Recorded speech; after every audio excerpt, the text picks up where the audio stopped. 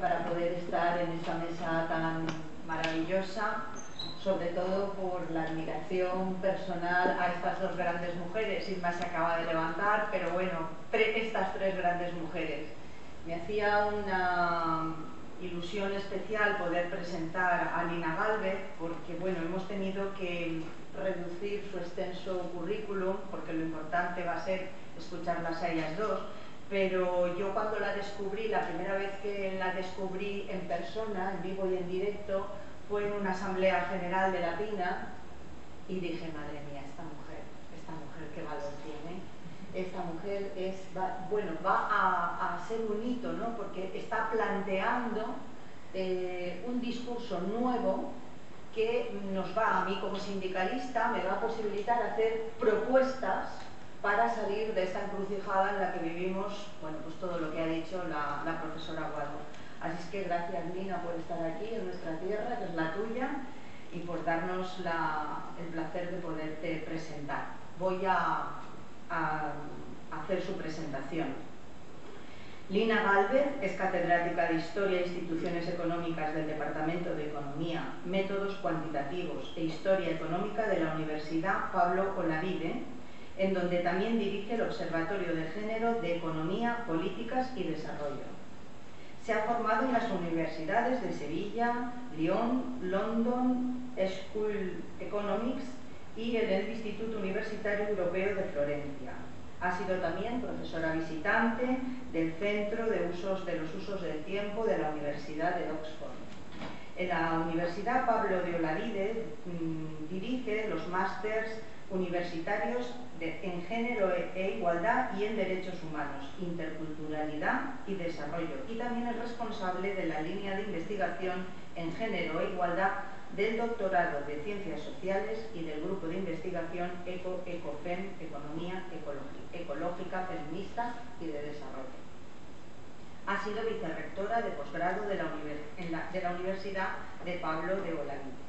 En la actualidad es vicepresidenta de la Asociación de Economía Crítica, miembro de la Junta Directiva de la Asociación de Mujeres Investigadoras y Tecnólogas, vocal del Consejo Estadístico de Andalucía, miembro del Consejo Científico de ATAC España, miembro del Instituto Laureano Figueroa, vocal del Consejo Económico y Social de Sevilla y académica correspondiente de las Ciencias de la Real Academia de las Nobles Artes de Antequera.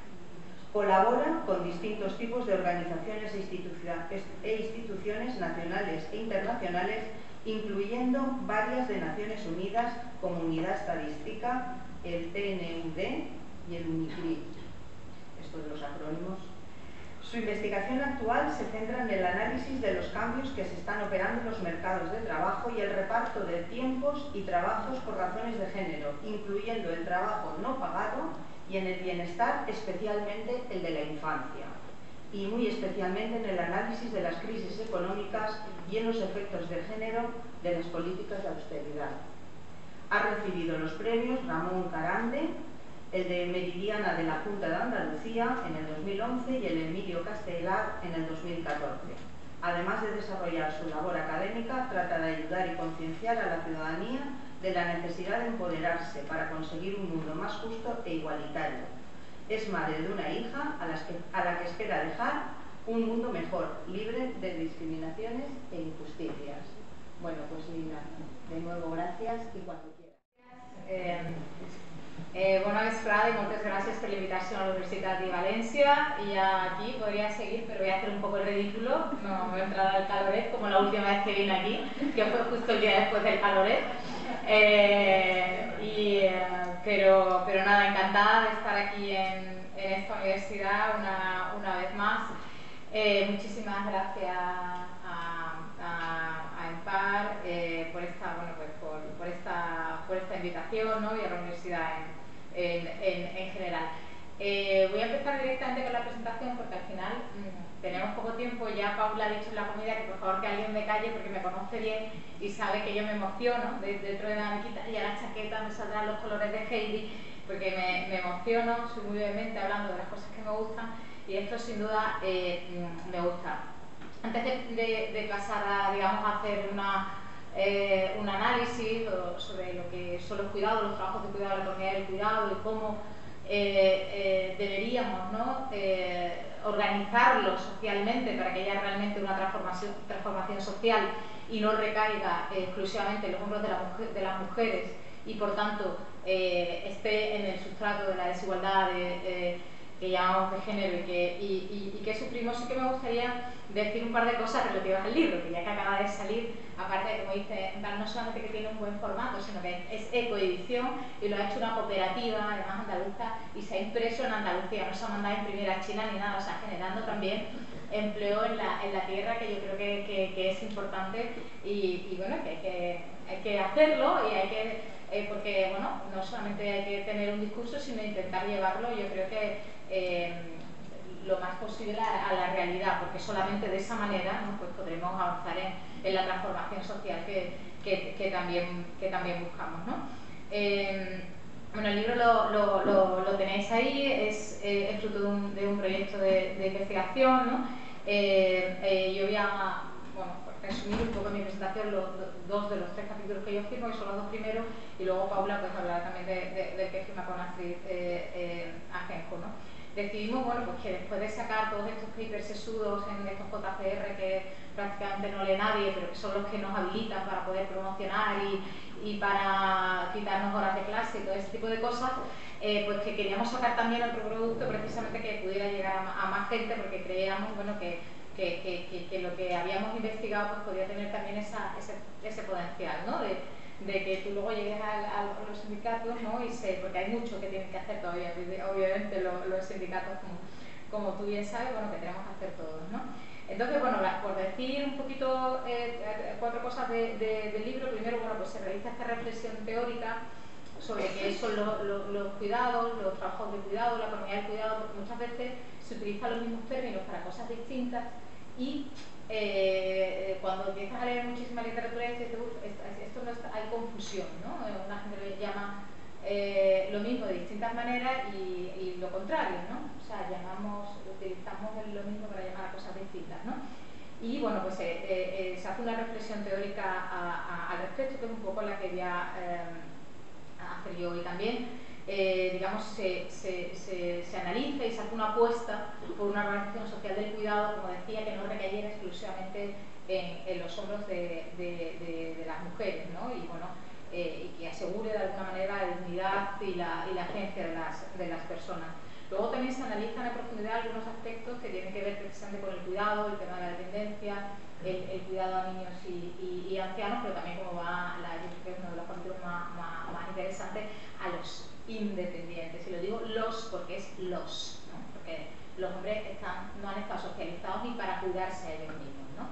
Obviamente esto va un poquito cambiando, pero ahí están las cosas. Hay cosas que no están, por ejemplo, el análisis del sistema sanitario o el análisis, por ejemplo, de la educación, que podrían también estar, pero que no se incluyeron, ¿no? Y por último, bueno, pues también hay un capítulo sobre todo que analiza cómo reciben las personas los cuidados con el análisis específico de la infancia, ¿no? Que en la infancia normalmente lo vemos como una inversión, como personas que serán y no como agentes propios los niños y las niñas. Entonces, bueno, pues ahí también está digamos, este intento, ¿no? Y todo esto, sobre todo, yo creo que la importancia más que tiene, o la importancia de hacer estos análisis ahora, tiene que ver también con el momento en el que estamos, el contexto que ya podemos llamar post-crisis, ¿vale? Pongámoslo entre comillas, lo de post-crisis, ¿no? Pero en realidad, bueno, sí, podemos decir que es un contexto post-crisis, que es un contexto austericida, es como una crisis que se ha quedado, que está para quedarse, ¿no? O sea, nos hemos quedado como muchos aspectos en crisis y parece que esto está aquí para quedarse, e incluso, a no ser que políticamente lo podamos impedir y conjuntamente, bueno, pues va a ir a más, ¿no? Esta sociedad austericida en el sentido que limita y no garantiza, digamos, pues una vida digna a muchísimas personas, ¿no? Y es interesante hablar de los cuidados en este contexto, creemos que es bastante interesante hablar de los cuidados en este contexto, porque este contexto conlleva una reprivatización de los cuidados, ¿no? Y esto es muy importante y puede tener efectos muy desiguales, no solamente en hombres y en mujeres, sino también entre las propias mujeres, dependiendo, bueno, pues del estrato social, de cómo nos insertemos en los distintos mercados, como diré posteriormente. Las mal llamadas políticas de austeridad, y digo mal llamadas políticas de austeridad porque la austeridad la entendemos todo muy bien, ¿no? O sea, sobre todo con el dinero público, no gastarse más, ¿no? O no gastarlo mal, más que nada, ¿no?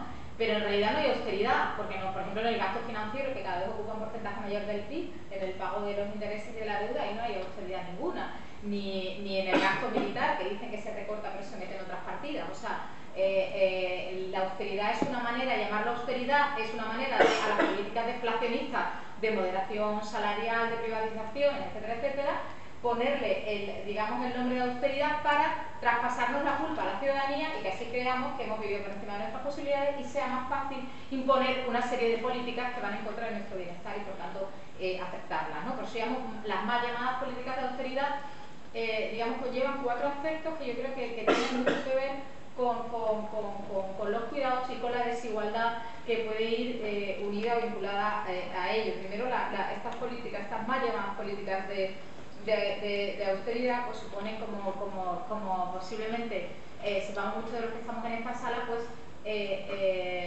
una moderación salarial, ¿no? En España se han devaluado, por ejemplo, los salarios, pero todos los salarios igual no, especialmente aquellos que están en las decilas más bajas de la distribución de la renta. ¿Y quiénes se concentran en esas decilas? Bueno, pues principalmente las mujeres. Pero bueno, la devaluación también, obviamente también afecta a muchísimos hombres, como también lo ha hecho digamos, la precarización y también la participación más vulnerable, digamos, una participación con mayor vulnerabilidad en el mercado de trabajo que las mujeres. Muchas mujeres siempre la han tenido y que ahora pues está afectando también a muchos hombres. Lo que hace es que caminamos hacia un modelo de flexibilidad solamente a demanda del empleador o empleadora y no tanto del trabajador o de trabajadora, que va a hacer muy difícil en muchos casos la organización o la microcoordinación que conllevan los cuidados. Por tanto, pues como vamos a ver ahora que estas políticas también conllevan o van unidas en muchos casos a la disminución del gasto público social y las privatizaciones, por tanto va a ser más difícil cada vez para un porcentaje mayor de la población pues buscar una alternativa que permita la conciliación de la vida familiar con la profesional y con la personal, y no ya tanto con la participación en el mercado de trabajo, sino sobre todo y muy especialmente con la realización de una carrera profesional, ¿no? Entonces, bueno, pues esa moderación salarial, esa mayor precarización, pues impone una presión muchísimo mayor y muchísimo más desigual, digamos, en las personas a la hora, bueno, pues de poder atender esos cuidados que todos necesitamos. El segundo paquete así horroroso que conlleva las mal llamadas políticas de austeridad, pues es este recorte que he dicho en el gasto público social, que normalmente además va unido con el fomento de las privatizaciones, ¿no? Esto tiene un impacto muy negativo en las mujeres y en las posibilidades, digamos, de tender al cuidado de mujeres y hombres, a los hombres también de corresponsabilizarse, pero especialmente a las mujeres, porque las mujeres son las principales consumidoras de estos servicios sociales, ya sea de manera directa o de manera indirecta, porque muchas veces son las consumidoras para otros miembros de la familia, ¿no? Lo que pasa es que son ellas las que, digamos, hacen esta labor de intermediación, ¿no? Con lo que si estos servicios, bueno, que se deterioran o se encarecen, pues va a haber un sufrimiento, digamos, en primera persona. Luego son las principales empleadas en estos servicios, ¿no? Las mujeres están muy concentradas en estos servicios sociales, por tanto, peores condiciones o una disminución de estos servicios implica menos empleo para las mujeres. De hecho, se ha visto hasta 2010 el empleo que se perdía principalmente era empleo masculino. A partir de que se ponen en marcha las políticas de austeridad y sobre todo a partir de 2012 que empiezan los recortes muy claros en el sector público, pues es el empleo femenino el que empieza, digamos, a tener una mayor pérdida, y ahora el que se recupera con muchísima más lentitud. Y tercero, hay otra característica, otro efecto, es que las mujeres son y esto lo entrecomillo, las sustitutas naturales de esos servicios, ¿no? si tenemos un hospital tan eficiente, que a los 2 días de operarte te echan a tu casa, porque claro, es tan eficiente, te echan a tu casa, esa persona normalmente necesita o tiene que necesitar de cuidados. Obviamente aquellas familias que tengan ingresos suficientes para externalizar ese cuidado no se verán afectadas. Las que no, que serán la mayoría, pues asumirán ese trabajo a modo de trabajo doméstico de cuidados no remunerado, que sabemos que más del 70% de las horas de trabajo, ese trabajo lo realizan las mujeres, por tanto caerá directamente en los hombros de las mujeres, ¿no? O si no hay comedores escolares o no se subvenciona, los niños no dejan de comer, obviamente los niños y las niñas siguen comiendo. Alguien tiene que o bien ir a recogerlos y darle de comer, o bien prepararle la comidita en el canastito y a comprar, en fin, organizarlo, que es mucho trabajo, mucho trabajo el de organización y que prácticamente nunca se tiene en cuenta. Una cuarta cuestión que creo importante, que vincula el tema de los cuidados con el tema de la desigualdad y que tiene mucho que ver también con nuestra capacidad de revelar nuestras preferencias cuando votamos o cuando participamos en la política, es el desmantelamiento de la democracia o el mantenimiento de una democracia que podemos llamar de baja intensidad. Ustedes pensarán, no, si seguimos votando, no hay desmantelamiento de democracia. Bueno, sí, pero no. Yo creo que fue ayer cuando el presidente del Bundesbank, el Banco Central alemán, decía que claro, que hay que estaba proponiendo crear un organismo independiente, claro, independiente de nosotros, de la ciudadanía, no de los grandes poderes financieros, ¿no? Como el Banco Central Europeo, que de independiente de nosotros sí tiene todo, pero de los grandes bancos no tiene nada, ¿vale? Bueno, pues está proponiendo crear un organismo independiente para poder controlar los presupuestos de los parlamentos nacionales. O sea, para controlar nuestros presupuestos generales del Estado, ¿no? Porque, claro, en definitiva, no les vale, no les vale la democracia. Hay un libro que yo se lo recomiendo, de Mark Blitz, que es la austeridad, la historia de una idea peligrosa, donde se ve perfectamente la incompatibilidad entre la democracia y las medidas de austeridad, ¿no? Y bueno, pues pone los ejemplos, ¿no? de Hitler, que está contrario a ella y fue el que ganó las elecciones de 1933 en Alemania. Bueno, está Blando en Brasil, que ha destituido a una presidenta y sustituido por un gabinete de 26 hombres blancos. O el TIP, que si nos lo aprueban, pues sabemos que nuestra democracia se va a ver más que mermada. No me voy a meter algo que me encantaría, más que mermada, o bueno, lo que ha ocurrido en Grecia, ¿no? En estos años, ¿no? Bueno, pues que digamos, bueno, pues lo que ha dicho el pueblo democráticamente, bueno, pues no ha tenido mucho que ver. Entonces, todavía para la igualdad y las mujeres especialmente, y para cambiar hacia un modelo donde los cuidados vayan en el centro y se tengan en cuenta y no se queden como algo privado, que cada uno se lo arregle como pueda, necesitamos la acción política. Por tanto, necesitamos una democracia que funcione bien y necesitamos poder revelar nuestras preferencias para que, bueno, pues la acción política permita, digamos, pues una organización social del cuidado que sea pues muchísimo más igualitaria y muchísimo más transformadora que la que tenemos ahora, y sobre todo hacia la que caminamos en este modelo austericida, que parece que es peor todavía. Y por último, también, digamos, en este contexto se observan pues unos cambios culturales que todavía no sabemos muy bien en qué dirección van a ir, y que no son nuevos, sino que venían larvándose pues, posiblemente desde los años 80, han venido larvándose durante todo el periodo neoliberal, y que bueno, pues han supuesto, digamos, pues unos proyectos de vida más, digamos, de mayor individualización, ¿no? Que a las mujeres, bueno, viene muy bien tener proyectos autónomos individuales de vida y no necesariamente como apéndices de nadie, ¿no?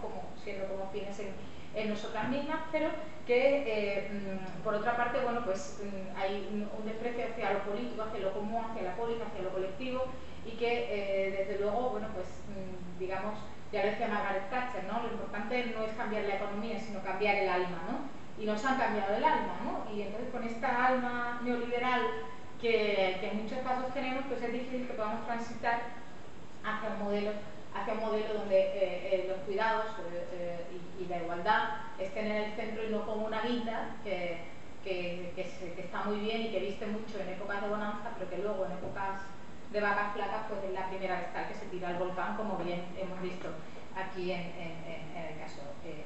Bueno, esta era la introducción. A mí, de verdad, cortadme, ve diciéndome, porque si no, me quedan 15 minutos.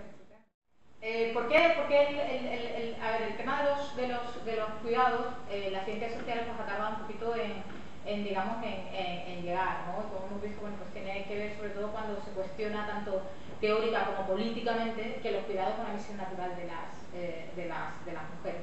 Y dentro de, digamos, esta tardanza, la economía, pues como siempre un poquito más tarde, porque tiene, digamos, la corriente principal es un corpus, digamos, pues, más compacto, ¿no? Pero, bueno, yo creo que desde la economía feminista, ¿no?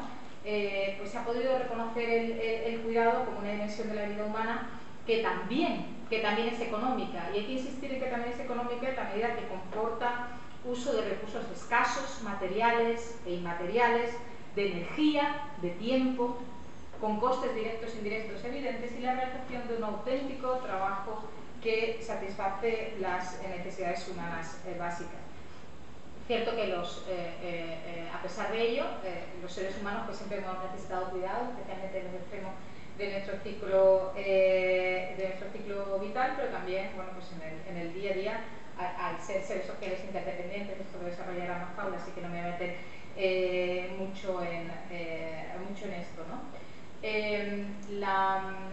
Esta tardanza, digamos, pues tiene que ver de alguna manera, o digamos más que la tardanza, digamos el reconocimiento, pues tiene que ver tanto con los cambios que se han, y no me voy a meter en eso, pues si no estoy viendo que no me va a dar tiempo, todos los cambios históricos que han permitido, bueno, pues que lo que llamamos, o de alguna manera está vinculado con lo que llamamos la crisis de los cuidados, que no era simplemente más que las mujeres han pasado a ocupar, sin dejar de ocupar, desgraciadamente, su papel desgraciadamente, o en soledad, su papel en el ámbito doméstico, han pasado a ocupar también, digamos, a estar integradas en el mercado de trabajo, y obviamente pues esto ha aflorado esta crisis de los cuidados, que además, bueno, pues se ha empezado a tratar académicamente, ¿no? Y en el caso de la economía, bueno, pues demostrando que tras el matrimonio de Pigou con su antigua ama de llaves había más que una paradoja económica, ¿no? Este gran economista que decía, bueno, claro, es que si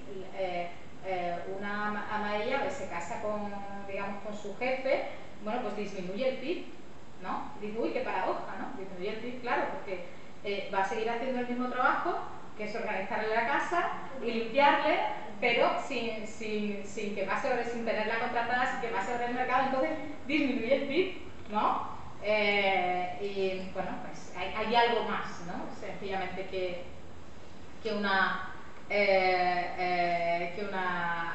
paradoja. Voy a ir recortando porque si no, no llegamos. Bueno, definiendo el tema, sobre todo, definiendo el tema de los cuidados que entendemos por cuidados, por trabajos de cuidado, que podemos decir por economía de los cuidados. Hay y posiblemente no todo el mundo que está en la sala estará de acuerdo conmigo, hay una tendencia bastante recurrente a identificar cuidados, trabajo de cuidados, economía de cuidados exclusivamente con la que se realiza en el ámbito doméstico de manera no remunerada. Incluso en algunos casos con la que el trabajo directo de cuidados de otras personas, por ejemplo, pues distinguiendo en muchos casos el trabajo doméstico, por ejemplo, la cocina, del tiempo que se está con los niños, como si estar cocinando, por ejemplo, el alimento que te sustenta el día a día, o incluso tu comida favorita, si eso no fuera cuidar, ¿no? O cuando llamamos a nuestra madre 2 veces al día por teléfono, aunque no estemos físicamente con ella, pero le dedicamos tiempo porque la mujer necesita ese cuidado, aunque no sea de forma directa, pero eso también es cuidar, ¿no? Por tanto, yo creo que hay que ampliar bastante esta definición. La definición que utilizamos es, bueno, pues que los cuidados serían todas las necesidades que requieren las personas para garantizar el sostenimiento y reproducción de su vida, así como su bienestar físico y emocional. Si aceptamos esa definición de cuidados, Pues los trabajos de cuidado serían aquellas actividades que desarrollamos para satisfacer las necesidades de cuidado y no solo las que se realizan en la familia a través de lo que suele denominarse trabajo doméstico no remunerado. O no se está cuidando a una persona mayor en una residencia de mayores, la persona que la acompaña todos los días a comer, por ejemplo, ¿no? Pues también está cuidando.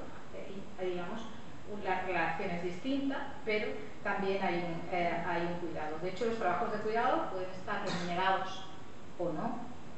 En el caso de que lo estén, puede serlo a través de un sistema de prestaciones, de servicios públicos o a través del mercado, ya sea formal o informal. En el caso de que no lo estén, pueden responder a motivaciones relacionadas, digamos, en el caso de que esos cuidados no estén remunerados, pueden responder a motivaciones relacionadas con el amor y la solidaridad, o por el contrario, pueden ser fruto de la sumisión, de sentimientos de obligación y compromiso para con el bienestar de los demás. E incluso los cuidadores no remunerados pueden sentirse forzados psicológica, social e incluso físicamente, ¿no? Y hay también la idea de relacionar siempre los cuidados con el tema de la infancia, ¿no? Y ver la parte idealizada de la infancia, que también tiene una parte que para nada hay que idealizar, sin duda. Pero bueno, los niños, en cualquier caso, las niñas evolucionan, pero es que las personas mayores y las personas en muchos casos enfermas o con algún tipo de independencia involucionan. Y ya, bueno, pues esa parte de satisfacción vinculada al cuidado, pues ya seguro que no se ve tan clara cuando se pone ya a la sociedad en general. Por no hablar ahora que hablará Paula, del cuidado de muchos independientes, que también se puede ser se puede verte forzado, ¿no? Ahora ya se ve menos lo de me siento y me traen las zapatillas y la cena y la copa de coñac, ¿no? Pero bueno, eso también pues, puede ser un cuidado también forzado por una socialización determinada, ¿no? De hecho, Shahar Razavi, ¿no? Habla de que existen los cuidados se proveen digamos, en una forma de diamante, ¿no? Que tiene 4 vértices, como los 4 espacios desde los que se puede proveer el cuidado. Uno sería el Estado, otro sería el mercado, otro la familia y otro la comunidad. Obviamente no hay en ningún lugar donde se dé digamos, el cuidado bascula uno de los 4 vértices de manera pura, ¿no? Hay una combinación de todos. En cualquier caso, la familia siempre es el núcleo principal de ese cuidado.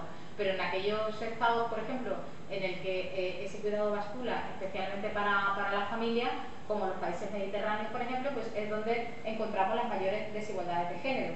En aquellos que es el mercado principalmente, el principal proveedor de esto, pues encontramos más diferencias digamos, de renta que no son independientes obviamente de las de género.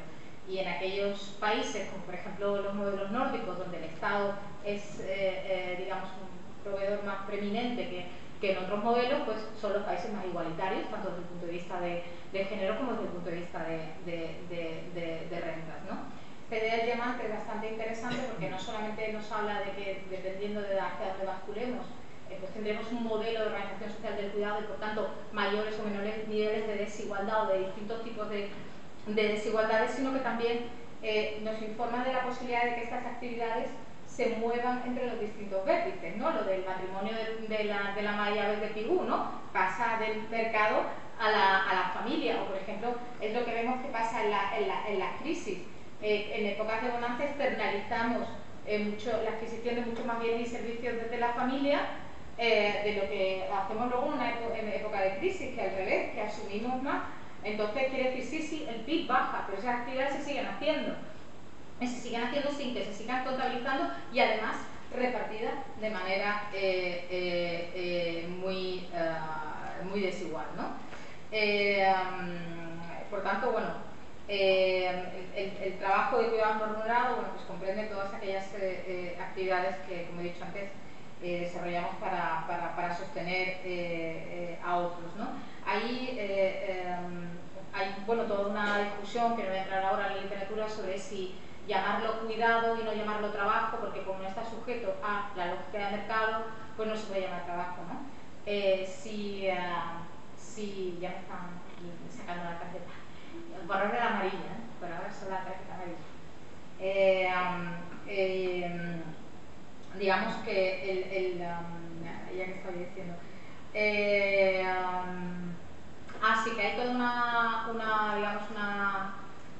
una discusión sobre si a ese trabajo, ¿no?, hay que llamarlo, bueno, nosotros sí lo llamamos trabajo, porque es la única manera de ver precisamente cómo, digamos, se puede trasladar entre las distintas esferas, y esos traslados entre las distintas esferas tienen, insisto, consecuencias muy importantes, sobre todo en el bienestar, las oportunidades de las mujeres, especialmente, y digamos, bueno, pues en las desigualdades, ¿no?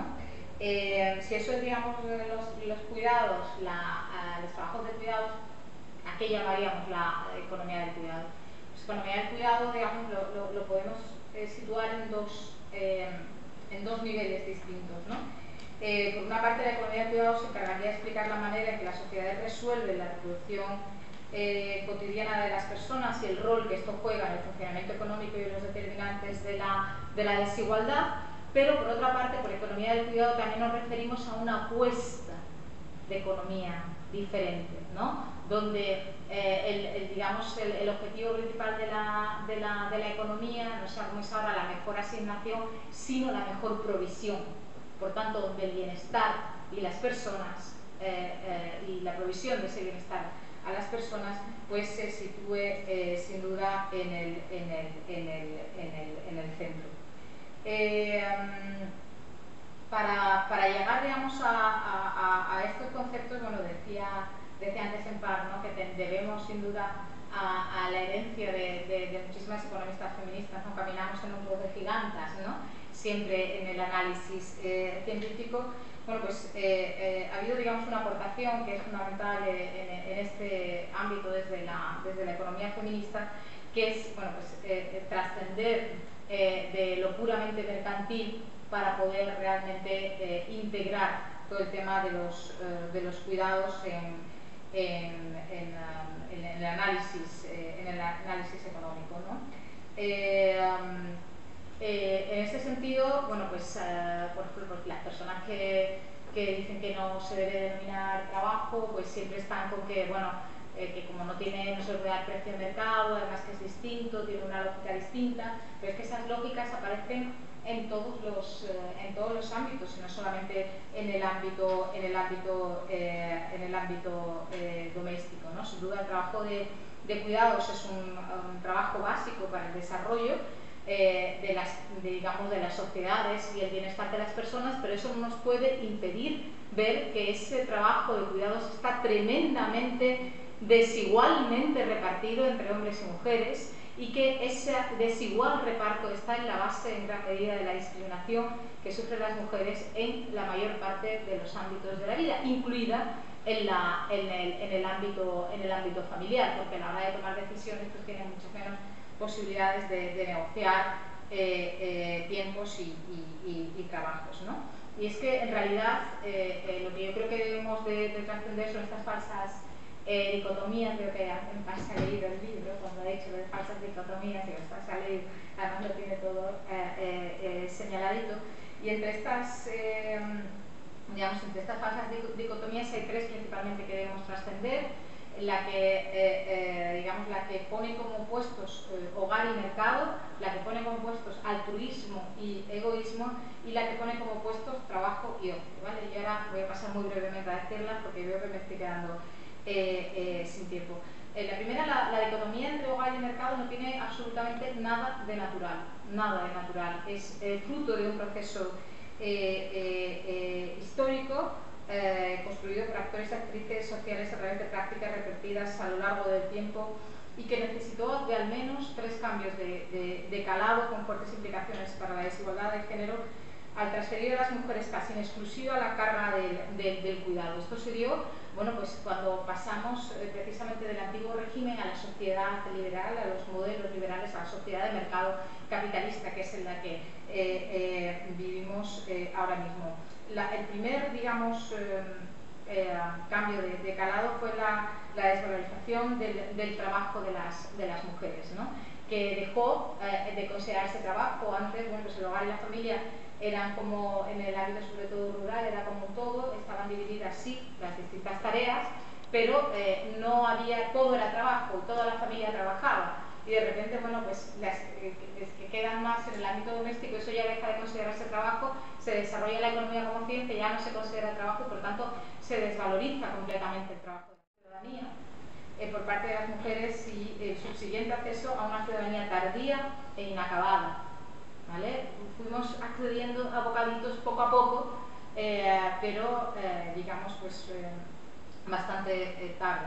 Y tercero y por último, la generalización de desde mediados del siglo XIX de la familia del hombre como ganador de pan, donde bueno, pues, la mujer era una cosa dependiente, a pesar de que los estudios históricos nos demuestran que en las clases trabajadoras esto nunca existió como tal, porque nunca tuvieron, como ocurre ahora, los ingresos suficientes como para que esto fuera así. Pero sí que se construyeron los estados de bienestar, por ejemplo, basados en este ideal, ¿no? Y que en definitiva lo que hicieron fue permitir a las familias seguir, digamos, responsabilizándose del cuidado, y dentro de las familias principalmente a las mujeres. En este proceso la domesticidad se convirtió en una estrategia política, el trabajo doméstico dejó de ser denominado trabajo y los procesos de la vida humana se hicieron económica y políticamente invisibles, ¿no? Además, esto supuso a la hora del análisis también una ruptura del proceso de producción en el análisis económico, lo que Goldsmith-Clermont llamaba la línea patriarcal, ¿no? Una ruptura de esta línea patriarcal. Decía, bueno, es producción, si tú, digamos, plantas las semillas, las recoges, digamos, entra dentro de la producción, pero luego, claro, cuando las procesas para darle de comer a otras personas, eso ya no es producción, eso ya es consumo, ¿no? Entonces, como si, digamos, la línea de producto de repente en un momento se rompiera en el momento que llegara a que fuera una cosa exclusivamente y esencializada hacia las mujeres, ¿no? Eso en cuanto a la primera de las dicotomías. La segunda, el altruismo y el egoísmo. Esta dicotomía en asumir que dentro de, que tiene también el análisis económico convencional, asumiendo que dentro de la familia funciona el altruismo, ¿vale? Como lógica que opera la familia y determina las elecciones individuales de las personas, frente al egoísmo que operaría exclusivamente en el mercado, cuando sabemos, bueno, que la realidad es muchísimo más compleja que esta, y existen comportamientos egoístas y altruistas, como he dicho anteriormente, en ambos espacios, ¿no? Digamos, la fuerza del enfoque neoclásico convencional que se enseña en las facultades económicas del comportamiento humano radica, digamos, en una elegante formulación de la lógica de la elección individual. Aquí voy a hacer un anuncio. Con Ana de Miguel realizamos un curso de verano precisamente sobre el mito de la libre elección, que Carmen está invitada como ponente, también estará Paula, y vamos a, digamos, precisamente a reflexionar sobre todo esto, ¿no? El asumir esa lógica de la elección individual hace que la mayor parte de los académicos que la utilizan dejen aparte cuestiones relacionadas con el origen de las preferencias individuales, la distribución inicial de los recursos o las reglas de juego institucionales, ¿no? No se tiene en cuenta la socialización diferencial que recibimos desde la infancia. Dice, no, es que la mujer elige ser ella la que se toma los permisos de maternidad. La mujer elige, digamos, pues ser ella la que tiene un trabajo auxiliar para poder seguir a su marido, ¿no? Como si, bueno, fuera una elección total, en libertad total y sin que hubiera, digamos, ningún efecto. No, nos han socializado de manera diferente. Y cuando nos enfrentamos a esas elecciones también tenemos distinta libertad y tenemos distintas oportunidades reales, ¿no? Nos dicen, no, es que tienen maridos que no son corresponsables, es que no hay servicios públicos, es que tienen empleo de miseria, con salarios de miseria que obviamente le llevan a tomar unas elecciones con muchísima menos libertad. Por tanto, esa elección es una elección restringida y constreñida, ¿no? Y además, bueno, la mayoría de los individuos viven en familias donde las elecciones individuales están sin duda mediatizadas por una parte por la preocupación por el bienestar de los otros, que es lo que llamamos altruismo, pero por otra parte por las expectativas estratégicas de castigo o recompensa, que es lo que llamamos negociación. Y no todas las personas tenemos el mismo poder y la misma capacidad, y hombres y mujeres sabemos. Bueno, todo el feminismo saca precisamente el hogar es un lugar de conflicto, ¿no? A mí me gusta mucho lo que dice Marqués en conflicto cooperativo, porque es cierto que se coopera, ¿no? Pero es un lugar de conflicto. Y por último, la otra dicotomía que es importante romper para poder, digamos, analizar bien el trabajo de cuidados, que, digamos, dentro de la teoría neoclásica es, digamos, la que enfrenta al trabajo trabajo y ocio, ¿no? La oferta de trabajo trata trabajo y tiempo libre como sustitutos, incluyendo la oferta de trabajo no remunerado como si fuera completamente elástica, ¿no? O sea, tenemos como si ahí pudiéramos estar, ¿no? Cuando el día tiene 24 horas y lo que está, ¿no? Pero claro, los estudios empíricos, incluso el sentido común, nos dicen que este razonamiento se aleja bastante de la realidad, ¿no? Por ejemplo, el cuidado de los niños y las niñas es ocio, puede serlo hasta un punto no determinado, pero más allá deviene sin duda trabajo. O bien, bueno, pues una persona que tenga un empleo vocacional estará dispuesta a invertir más horas en su trabajo independientemente de si recibe o no un incremento de su remuneración por ello, ¿no? Y es que las personas, bueno, pues derivamos una satisfacción directa o del trabajo remunerado también, ¿vale? Desde esta perspectiva, el criterio de la tercera persona, que es el que se utiliza por gran parte de la teoría feminista, no acaba de solucionar esta dicotomía. Por criterio de la tercera persona entendemos que esto, bueno, pues se ha desarrollado muchísimo desde la economía feminista, que tenemos que agrandar el concepto de trabajo más allá del que se da exclusivamente en el mercado a cambio de un salario, hacia toda aquella actividad que pudiera realizar una tercera persona a cambio de un salario. No necesariamente que la realice, sino que la pudiera realizar. Por tanto, el cuidado de niños en este ámbito también sería trabajo, porque puedes pagarle a una tercera persona para que te cuide los críos, como igual que puedes pagar a un jardinero para que te cuide las plantas, ¿no? Pero este criterio de todas formas tampoco soluciona de todo estas dos esferas o esta dicotomía, porque parte de la idea de que se puede comprar un sustituto para absolutamente todo. Y vamos a ver que en el ámbito de los cuidados no es tan claro que absolutamente podamos comprar un sustituto para absolutamente todo, o al menos que sea nuestra elección, ¿no? En este sentido, bueno, pues llevamos mucho tiempo trabajando en el tema de analizar los cuidados a través de los tiempos, que es lo que hasta ahora, pues ya sea con estudios más cuantitativos como más cualitativos, nos dan más información de cómo tenemos que, digamos, de qué realidad es la que está detrás. Por cierto, una pequeña denuncia. Tendríamos que tener la encuesta de empleo del tiempo nueva ya para poder ver sobre todo qué ha pasado con la crisis, qué ha pasado con la austeridad, pero el INE, ¿vale? Por tanto, políticamente le han dicho que no se ha retrasado, ¿no? Y esto es muy importante porque no tenemos otra manera de medirlo que esta, ¿no? Pero se ve que no interesa medir, bueno, pues toda esta reprivatización del cuidado, todo este trabajo sumergido que no, digamos que es fruto en gran medida de todos estos recortes y de estas políticas de austeridad, pues se ve que no interesa que se mida, sobre todo de manera comparada con otros países. Bueno, gracias a los análisis de uso del tiempo, pues conocemos más sobre cómo, digamos, cómo se abordan estos trabajos de cuidados y sobre todo cómo se reparte. Por ejemplo, vemos que no existe una sustitución tan automática para los trabajos directamente vinculados con el cuidado, sobre todo con los vinculados con la infancia, ya que bueno, pues vemos que hay muchas diferencias, sin duda vemos que hay diferencias importantes en los países dependiendo de la calidad y accesibilidad a los servicios, pero por ejemplo vemos también que los estratos sociales que están incrementando las horas de trabajo de cuidado directo a la infancia son hombres y mujeres de capas superiores, digamos, sociales altas y de alta educación, ¿no? Por tanto, ahí, digamos, la idea de que cuando tengo más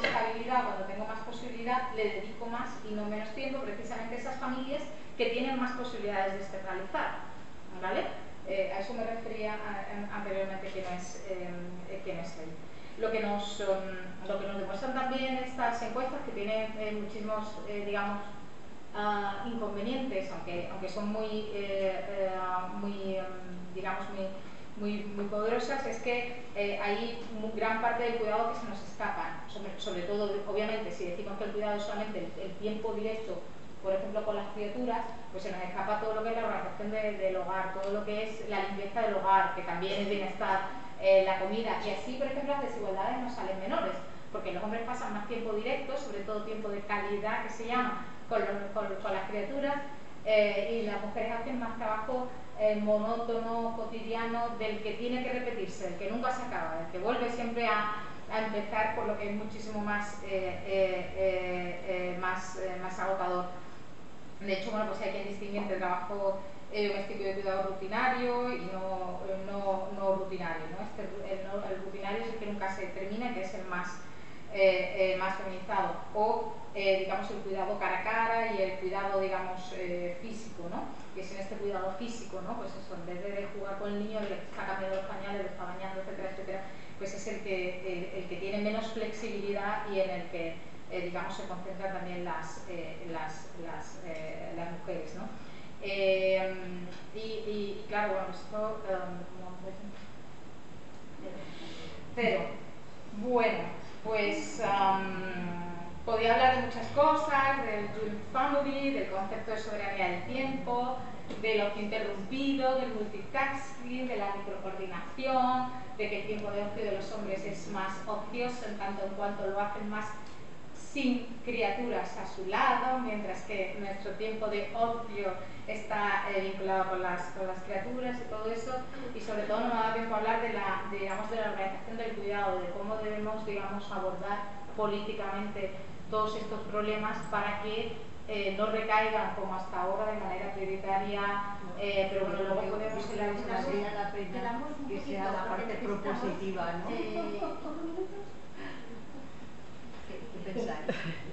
O si queréis para la discusión, no quiero quitarle más tiempo, ¿no? Para que luego haga la discusión, no quiero quitarle más tiempo. Siento muchísimo, pero bueno, ya como dije, ya me he quitado la chaqueta, ya me estoy de roja. Pero bueno, pues nada, luego seguimos, luego más, pero no mejor, ¿no? Yo voy a presentar a Paula Rodríguez Moreno y en primer lugar quiero agradecer a la Facultad de Ciencias Sociales la invitación y en especial a EPA. Y quiero desde aquí hacer un saludo cariñoso a las estudiantes del máster. Estoy aquí como directora del máster, no hay máster sin estudiantes y son más jóvenes, están aquí y son nuestros testigos. Gracias por teneros, os necesitamos. Y a continuación Paula va a seguir el discurso de Dina y Paula Rodríguez es licenciada en Economía por la Universidad de Long Island de Estados Unidos, ha realizado estudios de posgrado en la Universidad de Cambridge y en 1998 regresó a España para continuar su formación e iniciar su labor de investigación. Comenzó trabajando en el Instituto de Desarrollo Regional de la Universidad de Sevilla, a que estuvo vinculada hasta 2006, primero como investigadora y luego como coordinadora de investigación.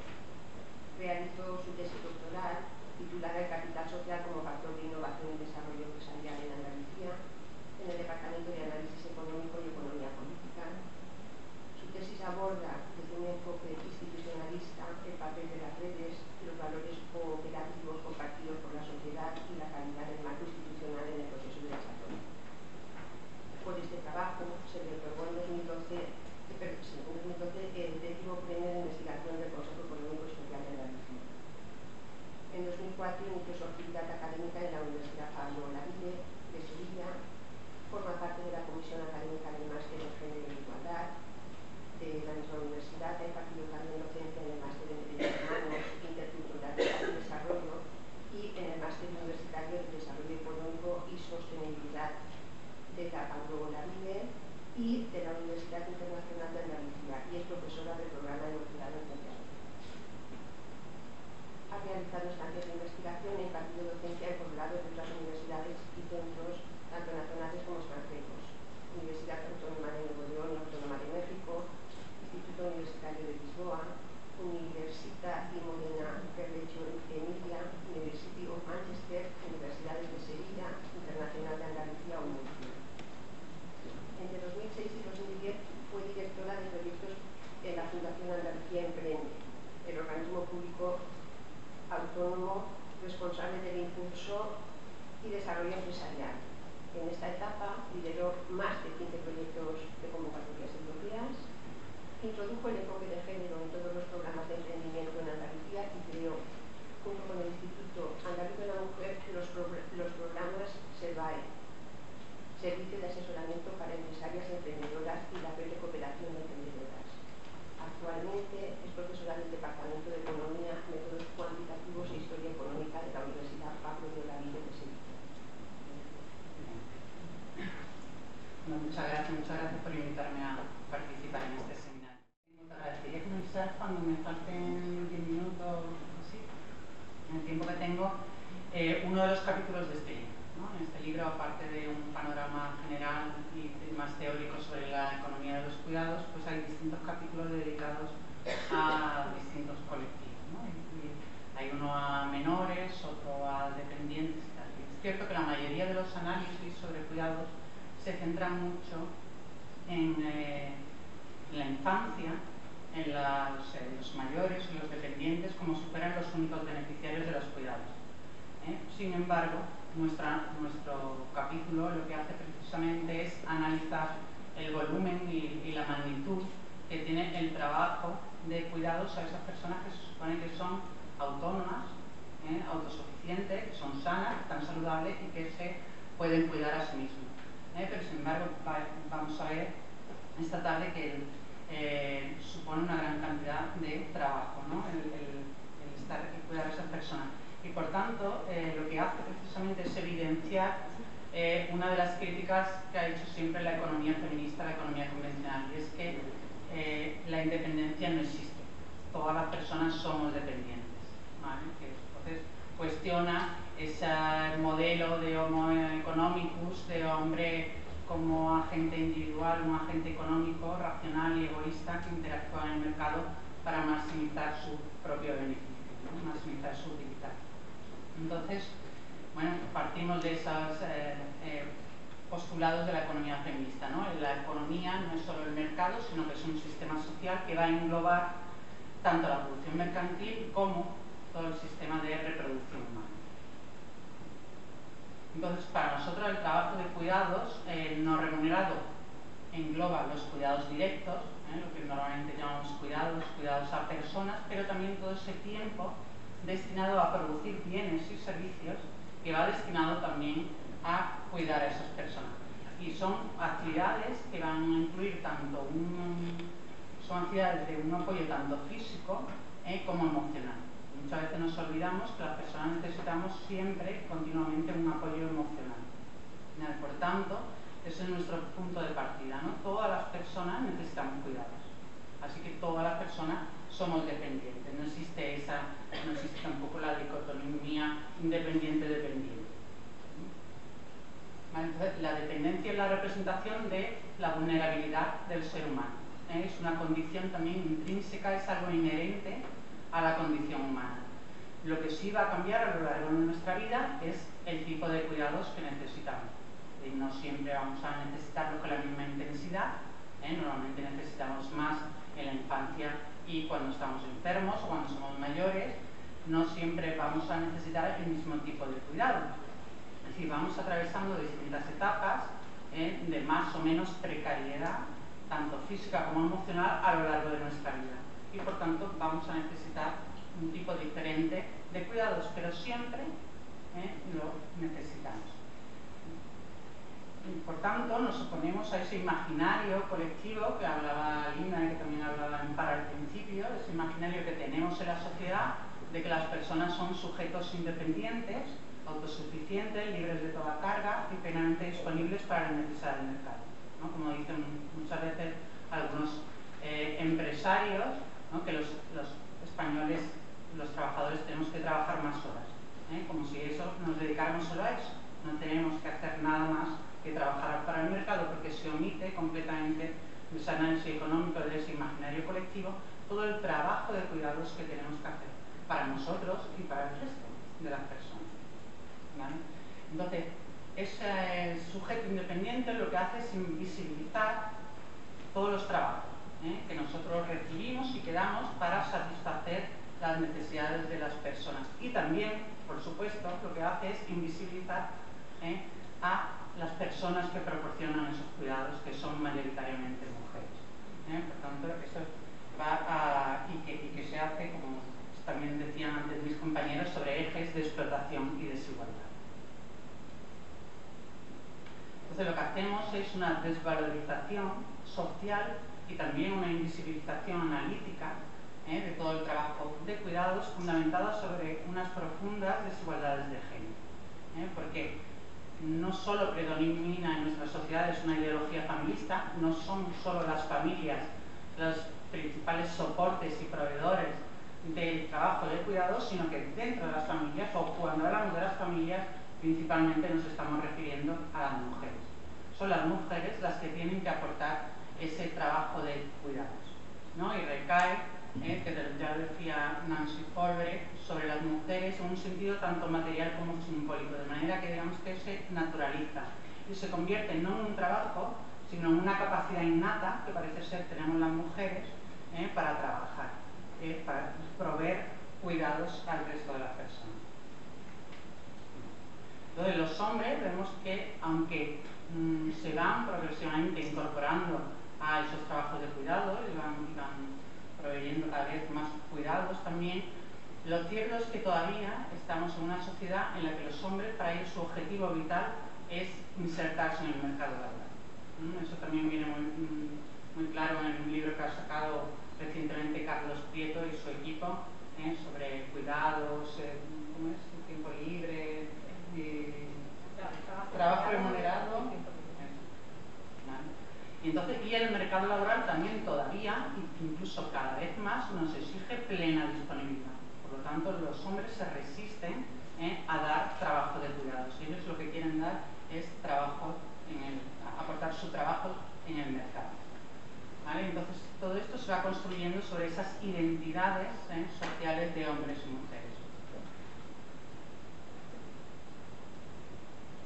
Entonces vemos que los cuidados al final recaen en quienes tienen menos posibilidades de delegar. Quien puede delegar, delega los cuidados a otra persona. Y quienes no pueden delegar parece ser que somos las mujeres, que somos las que no podemos delegar en la familia. De manera que las mujeres, esto hay que recordarlo, no solo cuidan a los menores que no pueden cuidarse, no solo cuidan a los mayores, no solo cuidan a los enfermos, sino que también cuidan a los hombres que están sanos, que tienen 30 años, tienen 40 años y se podrían cuidar ellos mismos, y a esos hijos semi-emancipados, porque parece ser que nunca llegan a emanciparse, que siempre vuelven a casa para que se les lave la ropa, para coger el tupper de comida y todo eso. Entonces, como decía ya Constanza Torío, ser cuidado realmente es una manifestación de poder, es un ejercicio de yo ejerzo el poder y por tanto me tienes que cuidar. Entonces, voy a mostrar ahora brevemente el análisis que hemos hecho. Lo que hemos hecho es trabajar con los datos que tenemos, que como decía Lina, para medir el trabajo de cuidados normalmente utilizamos los datos de usos del tiempo. En España tenemos dos grandes encuestas de empleo del tiempo, la de 2002 y 2003 y la de 2009-2010. Entonces voy a utilizar datos de esas encuestas, más una que realizamos nosotras específicamente en Andalucía, para un proyecto que hicimos para el Instituto Andaluz de la Mujer, que es entonces solo para Andalucía, pero está bien porque es un poquito posterior, 2011, y te da también un poco una idea de cómo eran ya las familias en la crisis, ¿no? Con los efectos ya de crisis, aunque quizá no de las políticas de austeridad. ¿Y cómo medimos ese cuidado a adultos supuestamente independientes? Lo que hemos hecho es coger a personas que viven solas y a parejas que viven sin nadie más en la casa, de manera que ese trabajo que ellas destinan al hogar va a ser cuidado de esas personas que llamamos independientes, ¿no? Que están sanas y podrían cuidarse.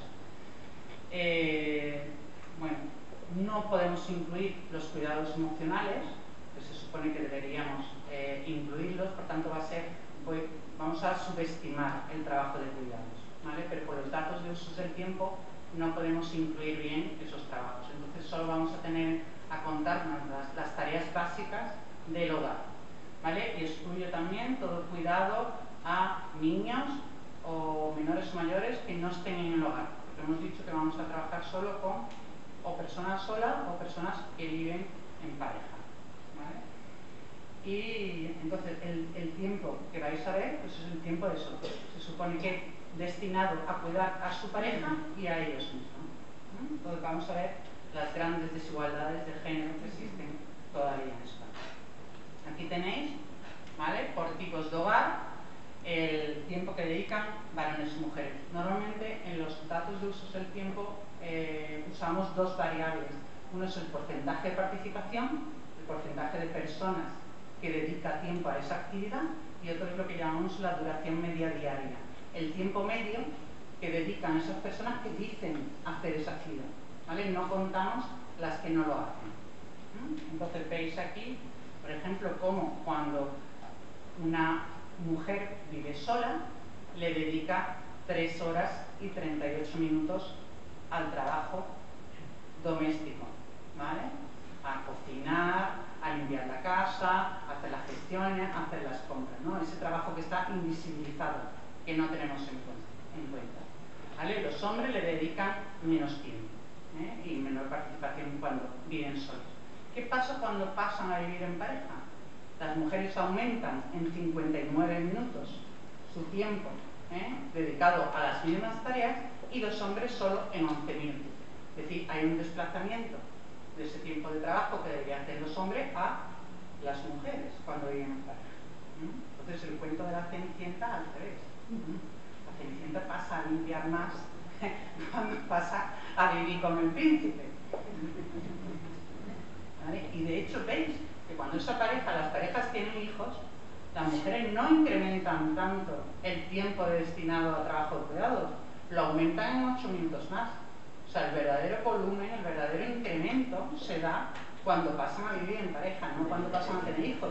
Sin embargo, la mayoría de los estudios se centran siempre en la penalización de la maternidad. Hay que ver las madres, lo difícil que lo tienen, la brecha salarial que sufren y todo eso, ¿no? Mientras que para los hombres es positivo. Pero no, es decir, la carga de cuidados, esa desigualdad en el reparto de los cuidados viene de antes, viene de ya de cuando se pasa a vivir en pareja. Veis que los hombres, cuando tienen hijos, se mantienen igual.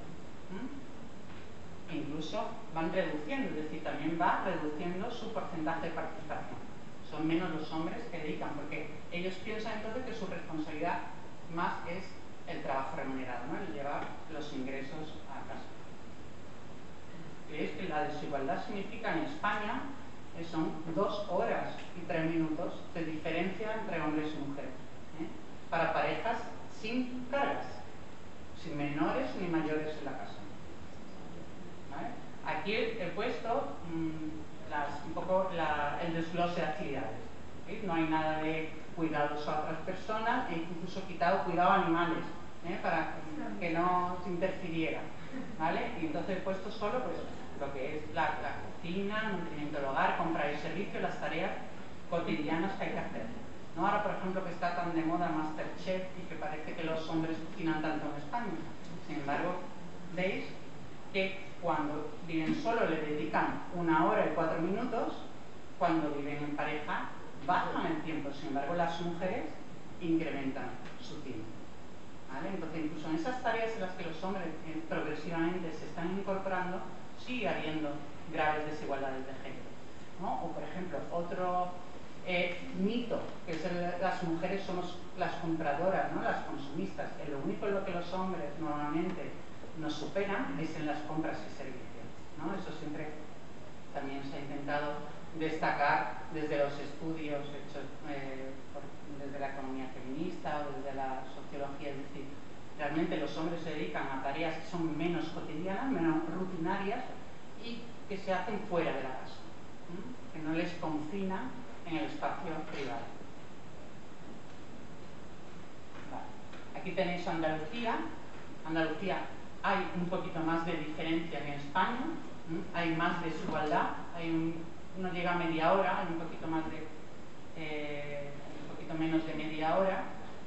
No porque los hombres hagan menos, es decir, no puedo criticar al hombre andaluz que hace lo mismo que los españoles, sino porque las mujeres le dedican más tiempo. Es decir, parece ser que le tienen que dedicar más tiempo al trabajo de cuidados, por ser por motivos económicos, por menor renta, porque se puede externalizar menos, pero le dedican más tiempo al trabajo de cuidados. Pero sigue habiendo, veis, una gran desigualdad y pasa lo mismo, es decir, en Andalucía que en el resto de España. También aquí tenéis las actividades culinarias, mantenimiento del hogar, lo mismo, las actividades que son rutinarias, que tienen que hacerse todos los días, que se hacen en el hogar. Hay una gran desigualdad de género y que aumenta mucho cuando pasas de vivir sola a vivir Y he puesto Andalucía sobre todo también porque nosotros lo hemos analizado con lo que pasaba en la anterior encuesta, la de 2002-2003. Entonces, para ver también si ha habido un cambio de roles, si vamos, nuestra sociedad va cambiando, ¿no? Muchas veces los jóvenes te dicen, no, la desigualdad era algo de antes, ya ahora hay igualdad plena, ¿no? Entonces vemos que sí es cierto que van progresando, los hombres van haciendo más trabajo de cuidados y las mujeres menos con respecto a en la diferencia entre 2002, 2003 y 2009, 2010, pero sigue existiendo desigualdad de género. Es decir, se ha reducido en una media hora, incluso menos las desigualdades de género.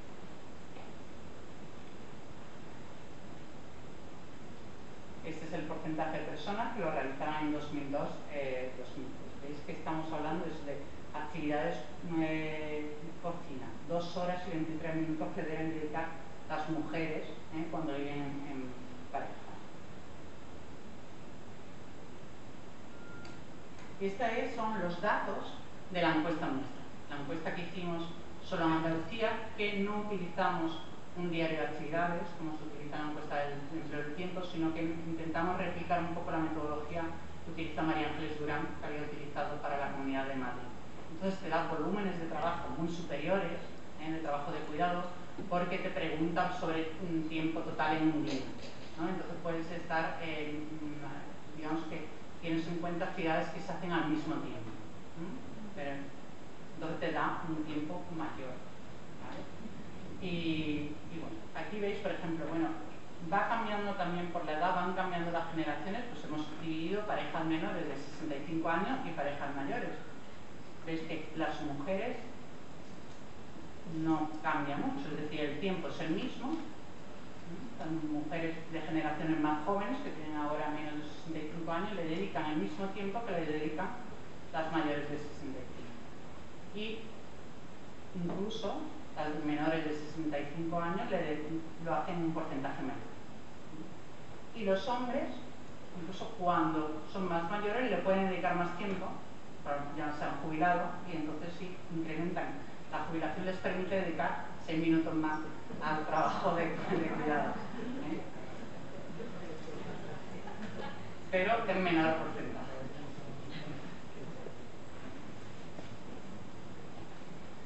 Y aquí está, bueno, pues aquí sí que teníamos un mayor desglose de actividades diferentes, ¿no? Tenemos lo mismo, compra de alimentos. He puesto en rojo, digamos, los máximos, ¿vale? Los máximos están siempre en rojo, tanto para participación como para tiempo. Veis que está siempre en la columna de mujeres que viven en pareja, hasta los máximos. Menos gestiones y reparaciones, que eso es lo que hacen más los hombres, y desplazamiento asociado que hacen más en porcentaje los varones personal. Pero veis que esos tiempos son escasos en comparación con el tiempo que necesitan otro tipo de tareas. Bueno, pues ya conclusión. Es decir, como veis, este volumen de trabajo de cuidados que necesitamos las personas independientes es enorme, es enorme, ¿vale? Entonces, aunque digamos que en las últimas décadas hemos ido, ¿no? Nuestra sociedad ha ido progresando, las mujeres han ido incorporando al mercado de trabajo, hemos intentado que nuestras instituciones no fueran tan patriarcales, aplicar políticas públicas, estado de bienestar, ¿no? Y hemos ido externalizando ese trabajo de cuidados desde los hogares hasta espacios públicos o mediante los servicios públicos o mediante su contratación en el mercado, pues seguimos teniendo una cantidad enorme de trabajo de cuidados dentro de los hogares y que deben asumir las mujeres, ¿no? Y como decía antes Lina, como llamaba la atención, ahora toda la crisis, las políticas de austeridad vuelven a reprivatizar los cuidados, ¿no? Ya a devolvernos esa responsabilidad que nosotros habíamos intentado sacar. Vemos que son las mujeres todavía las que asumen esa responsabilidad del trabajo de cuidados, que las mujeres van aumentando el tiempo que le tienen que dedicar a los cuidados a lo largo de su ciclo vital, que el máximo llega normalmente en esa edad de los 30-49 años, que precisamente coincide también con la edad que se supone que tenemos que dar lo máximo en el mundo laboral. Es decir, están coincidiendo los máximos de tiempo de trabajo remunerado y de tiempo de trabajo de cuidados, lo que limita absolutamente nuestras oportunidades laborales, vitales y lo que sea, como también comentaba antes Lina. ¿Vale? Siempre se analiza eso, la penalización por maternidad, ¿vale? Pero obviamos ese cuidado que se da a personas sanas, saludables, supuestamente independientes, que supone muchísimo tiempo, ¿vale? Vemos también en ese análisis a lo largo del tiempo longitudinal de las encuestas de empleo del tiempo que va mejorando nuestra situación, que los hombres se van incorporando a los cuidados, al trabajo de cuidados, pero que todavía vivimos en una sociedad muy patriarcal, en que las mujeres asumen porque se ven forzadas a asumir esa responsabilidad de los cuidados. Y la cuestión es que este trabajo de cuidados a independientes no lo podemos solucionar con servicios públicos a menores, a mayores, o a la dependencia. O sea, ese tipo de políticas no sirven para este problema. Sirven otro tipo de políticas públicas, pero más relacionadas con el tiempo de trabajo, por ejemplo, en el mercado, con la flexibilidad que nos tienen que dar las empresas, y con la corresponsabilidad que debe haber entre mujeres y hombres, ¿no? Y ya esa asunción que tienen que hacer de su responsabilidad, de cuidarse a ellos mismos y a las personas también sanas y saludables que tienen a su lado, ¿no? Entonces, eso requiere esa erradicación de esa dicotomía dependiente-independiente, ¿no? Y de la atribución del rol de cuidadoras a las mujeres, ¿no? Todas las personas necesitamos cuidado y, por tanto, todas las personas debemos ser proveedoras de esos cuidados. Pues yo he terminado, pero se me respeta. A la cabeza y quería plantearlos, ¿no? La primera es que, más o menos, al final, una parte importante del problema está en un debate sobre el tiempo. Usos de tiempo, cómo se distribuyen socialmente, cómo se organiza el tiempo en el ámbito de la sociedad, ¿no? Y entre hombres y mujeres. Claro, y esto a mí por lo menos siempre me lleva a la duda de cómo articular un debate sobre esta cuestión de manera que sea planteable un reparto diferente. Es una cuestión que intento hacer un poco con lo que no has contado al final, pero es en términos de praxis, esto cómo se puede cambiar. Y en un punto del cambio entiendo que el debate sobre los tiempos y el uso de los tiempos está ahí de alguna forma. Y la otra cuestión es, a medida que ibais hablando, me venía a la cabeza también las desigualdades cualitativas. Claro, una parte del problema, que tú has comentado, pero que muchas veces no se pone de manifiesto, no es tanto si dedicas más horas a esto o a lo otro, esto os lo habéis comentado, sino qué tipo de cosas haces, ¿no? Si es más rutinaria, menos rutinaria, pero en el ámbito mercantil también aparece un problema muchas veces solapado, ¿no? Que no se manifiesta tanto, y es qué tipo de trabajo haces, ¿no? Pero claro, discutir solamente sobre tiempos, distribución de actividades, nos lleva a una parte del problema, pero hay otra gran parte, y es, lo habéis comentado un poco, pero mi pregunta es eso, ¿cómo se puede visibilizar más, ¿no? Y cómo plantear un debate social sobre estas cuestiones, porque al final el trabajo mercantil no es solamente horas que dedicas o más o menos horas, sino qué tipo de empleo tienes, qué salario tienes, es un ámbito mucho más complejo.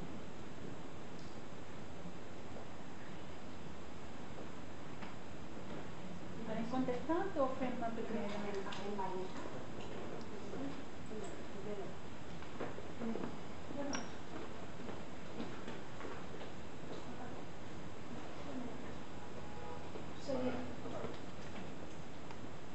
Soy Elena Moore. Bueno, agradecer de verdad la exposición tan distendida y tan interesante, que se agradece muchísimo, cosas interesantes y tan nutritivas.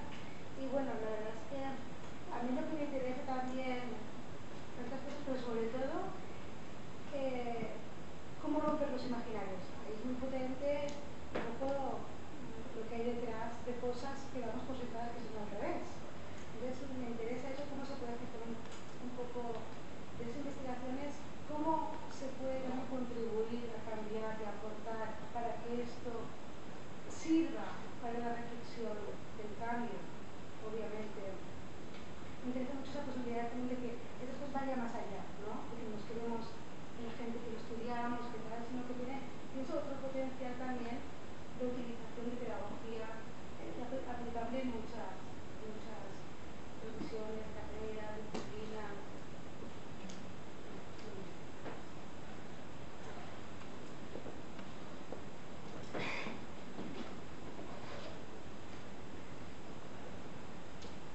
Hola, buenas tardes. Enhorabuena por las exponentes, han sido tremendamente reveladoras. Una cuestión que me interesaba es, ayer mismo María Ángeles Durán hablaba del estudio que hace el CSIC y habla de una proporción de 1 a 4 en relación con lo que revela el INE en cuanto a tiempos destinados a cuidados. Por tanto, no es ninguna plusvalía esa diferencia de medición, por un lado. Por otro, me interesaba conocer si esos tiempos se acrisolan como realmente los que se consumen en cuidados, hasta qué punto podemos generar opinión y generar una política orientada a tener en cuenta esa proporción de cuidados y no la que hasta ahora tiene el INE con la metodología Eurostat. Por otro, dentro de esos tiempos de cuidados que tú revelabas, se me escapa si están incluidos los tiempos de planificación de esas actividades. Porque claro, como en toda planificación, cuando uno va a la compra necesita un tiempo de diagnóstico de lo que falta en la casa, del testeo de lo que hay, para determinar la compra necesaria, etc.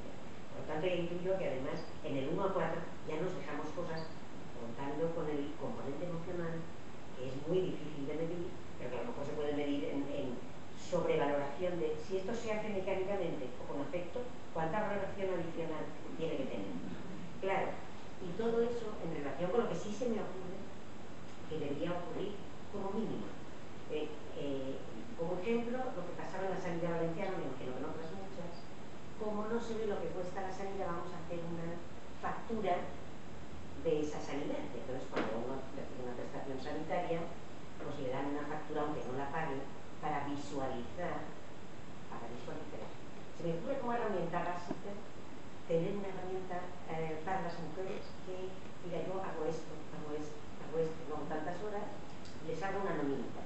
Una nominita que, parece una tontería, pero es una nómina que presenta a su pareja, que cree que está equilibrada, o una nómina que presenta al Estado para los cuidados que proveemos y que a precio de mercado supondrían lo que tendría que hacer el Estado cuando una mujer no puede permanecer en el hogar y tiene que salir a ganar el dinero profesionalmente. Lo digo por eso. Entonces, ese tipo de herramientas, esa transferencia de conocimiento, desde si sabemos que este tiempo adicional es de las mujeres, pues hay una nómina en favor de las mujeres para que la sociedad no le diga lo que hace y gasta de menos, etc. Estamos pagando Producto Interior Bruto no remunerado.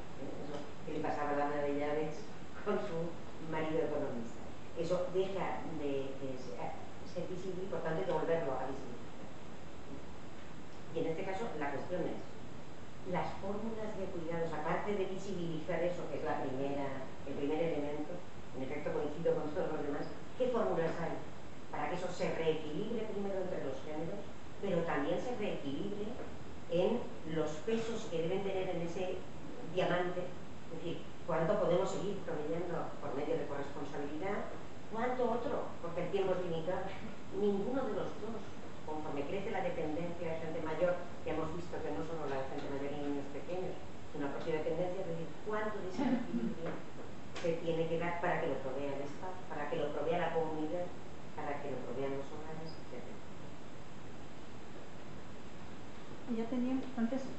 una prensa, parece.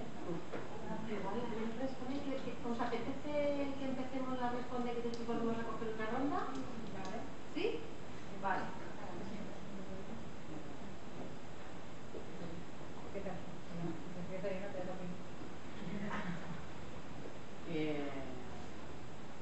Sí, la metodología de Durán es muy diferente. La metodología de Durán es muy diferente, entonces te da, te da unas cuantías completamente distintas, no tiene nada que ver.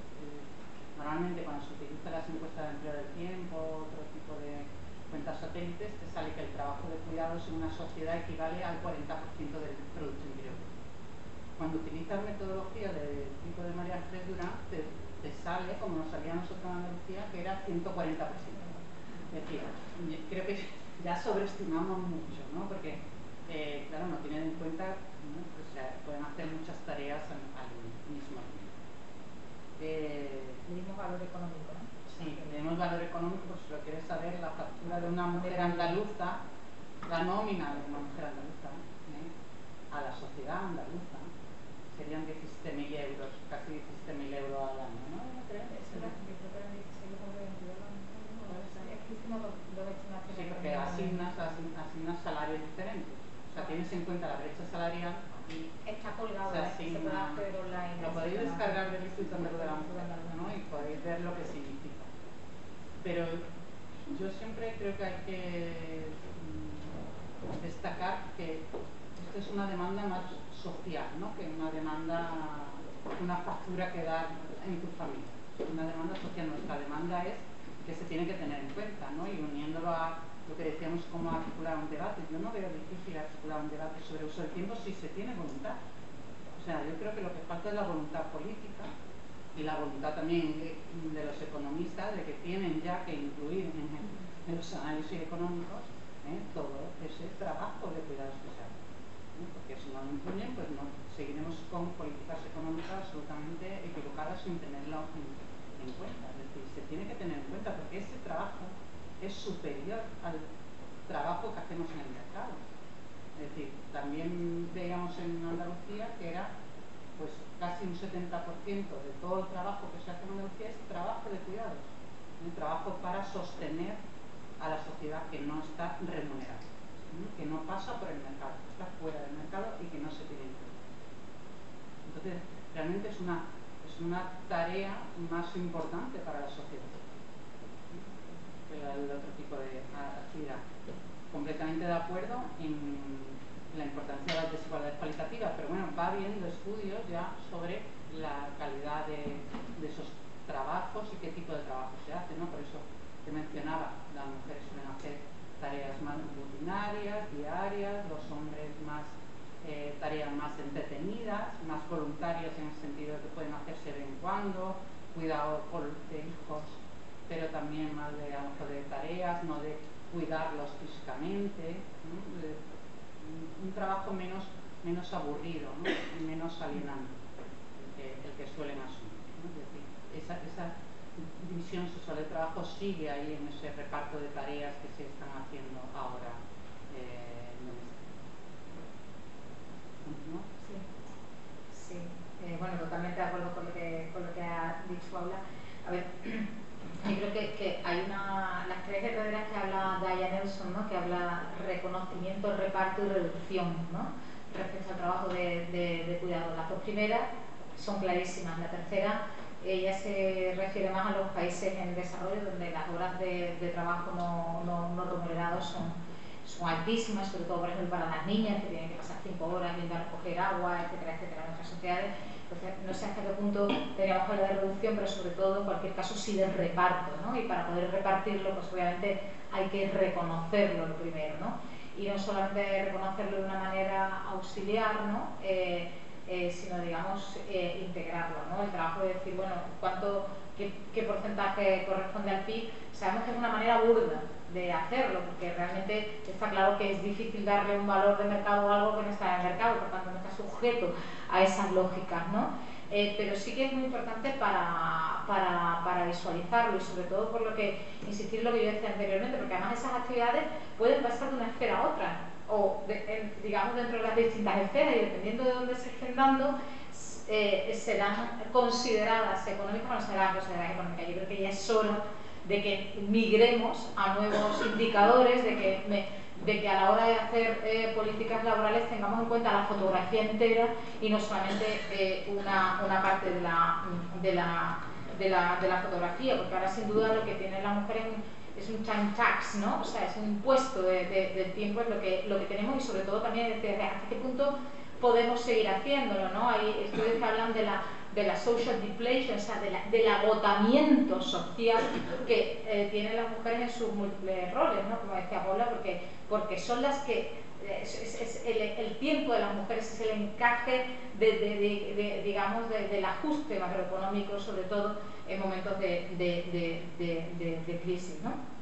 ¿Y qué se puede hacer, ¿no? En esta parte más propositiva? Obviamente no se puede sacar un decreto diciendo los hombres tienen que planchar al 50%, las mujeres planchar al otro 50%, o los hombres tienen que algunas veces coserse un botón. ¿Te acuerdas del problema que tuvimos? Hicimos un paper que publicamos en Feminist Economics en 2011 y teníamos problemas con Italia porque es que los hombres italianos declaraban no dedicarle ningún tiempo al cosido y a coser y a planchar, ¿no? Entonces, claro, en fin, peor, es más desigual Italia que España todavía en términos de septiembre. Entonces, obviamente se tiene que abordar este problema como la desigualdad de género en general, digamos, desde distintos ámbitos de manera también directa. Así yo esta vez lo he dividido como en 4. Una parte de la educación, ¿no? Se tiene que educar desde la infancia, pero también a lo largo de toda la vida. O sea, también la televisión pública tiene que servir para educar y no para lo que está sirviendo, ¿no? Porque se debe educar a lo largo de toda la vida. No se debe de dejar que aparezcan anuncios que, bueno, pues que cosifican a las mujeres, que las encasillan ya en esos trabajos. Y bueno, pues también tendría que haber un regulador más activo. En fin, la educación sin duda, y una educación no ya solamente en el aula, sino también en los patios donde se desarrollan las masculinidades predominantes, ¿no? Y se aísla y ahí se empieza a recordar a las niñas. Otro ámbito importante, lo estoy estilizando, ¿vale?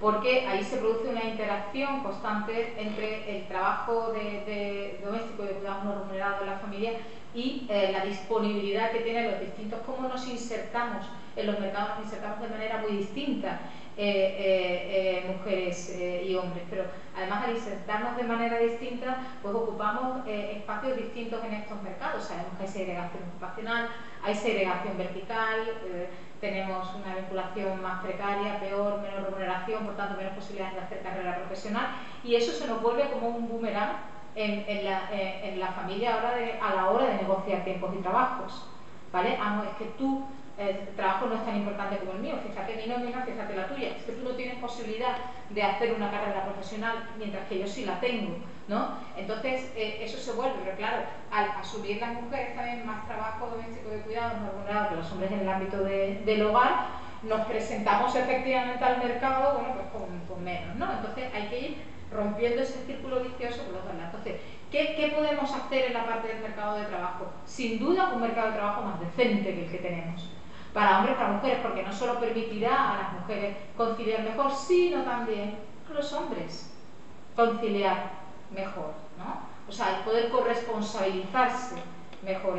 Si existen estas nuevas masculinidades, pues vamos también a verlo, ¿no? Que en muchos casos no existe ni siquiera esta posibilidad. Por tanto, mercados de trabajo muchísimo más decentes. Pero también en el ámbito de la empresa, las empresas también tienen que corresponsabilizar con este cuidado. Por tanto, que las políticas de conciliación no solamente afecten a las mujeres, sino que también afecten a los hombres, que los permisos, que se incentive a los hombres que se tomen estos permisos, que la flexibilidad horaria, digamos, pues afecte tanto a unos como a otros, que se acabe la cultura del presentismo, por Dios, ¿vale? Y ahí ahora me hago petición a los sindicatos que en las negociaciones, sabemos que las mujeres nos va mal en todas las negociaciones, cuando negociamos individualmente negociamos peor que los hombres, pero cuando negociamos colectivamente tampoco salimos muy bien paradas, porque gran parte de la brecha salarial no está vinculada con el salario base, sino con los pluses que normalmente están negociados en los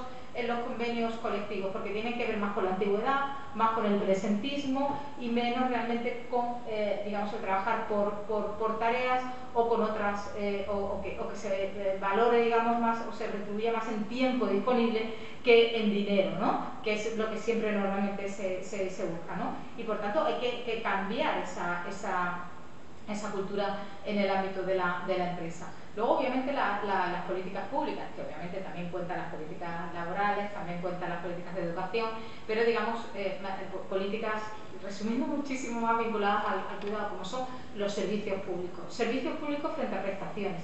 Importantísimos los servicios públicos, porque los servicios públicos igualan, ¿vale? Las prestaciones, no. Las prestaciones sabemos que en aquellos países que los sistemas de cuidado están principalmente basados en prestaciones, digamos, disminuyen la participación de las mujeres o se parcializa, ¿no? Por tanto, esto no es transformador en sí mismo. Los servicios públicos sí que permiten, digamos, una mayor igualación y, sobre todo, herramientas como los permisos iguales y no transferibles y remunerados al 100%. Nada de... ahora mismo hay en la comunidad, la Unión Europea se está discutiendo el aumento del permiso de maternidad, o sea, más esencialismo maternalista y más apartamiento de las mujeres del mercado de trabajo, aumentar la parte, y esto ahí es la petición de los sindicatos europeos, aumentar la parte transferible, que sabemos que no funciona, sino que es incluso peor todavía, porque encima te tomas tú el permiso porque tú lo has elegido, ¿no? Lo que hablábamos antes